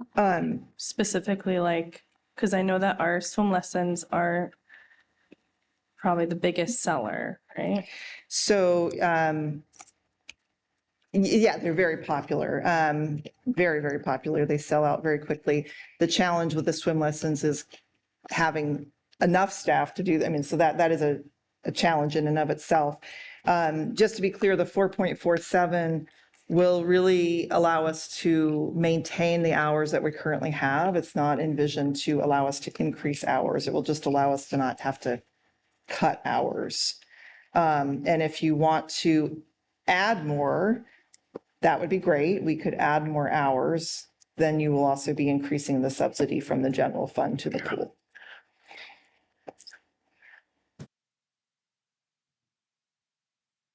My only thought on that is that it's kind of like with the court building, it's not being utilized and it's just sitting there, and we need pool to make as much, I know it's not a moneymaker, but we need the pool to make as much money as it possibly can. So that's just my thought. I'd like to see that increased because while my kids can swim now, thanks to the instructors at the Stayton pool, they getting into lessons can almost be impossible. So there's obviously a demand for it. So I will definitely talk with our pool director and see if I can get some ideas and numbers of how much, if we were to increase by so many lessons or so many hours, what that might look like. I will say, different from the court, it doesn't cost, we don't have to have 2 lifeguards to man the court just because it's open. Whereas the pool, it doesn't matter whether or not it's, being used or viable. You need to have 2 lifeguards. And then I also believe that there is a limiting factor on getting lifeguards because I think a lot of the lifeguards are students, and so having them available at certain times. But I'll check with Emily and come back on Wednesday with some information for you. Chair Quigley. Oh, are you done? Councilor Julian, go ahead. That's me. Thousands of questions, person. Is it fair to say, Julia, would you say it's fair to say that the more the pool is open, the more it loses us money?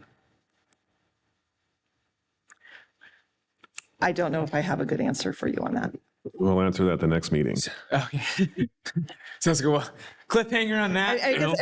I guess it completely depends on when it's open, how many people come, and my caveat and my push to advocate for that would be to increase FTEs for instructors. And obviously there isn't a delineation between instructors and lifeguards. My thing would be instructional time because that's where we make money. Yeah. So if we could look at that and see, okay, would it be advantageous to do that? I'd love to see that. All right. And if it's not, then I will concede. Sure. Okay. And with that, we'll answer that at the next meeting. Start up with the Parks Fund. Just one question. Go ahead.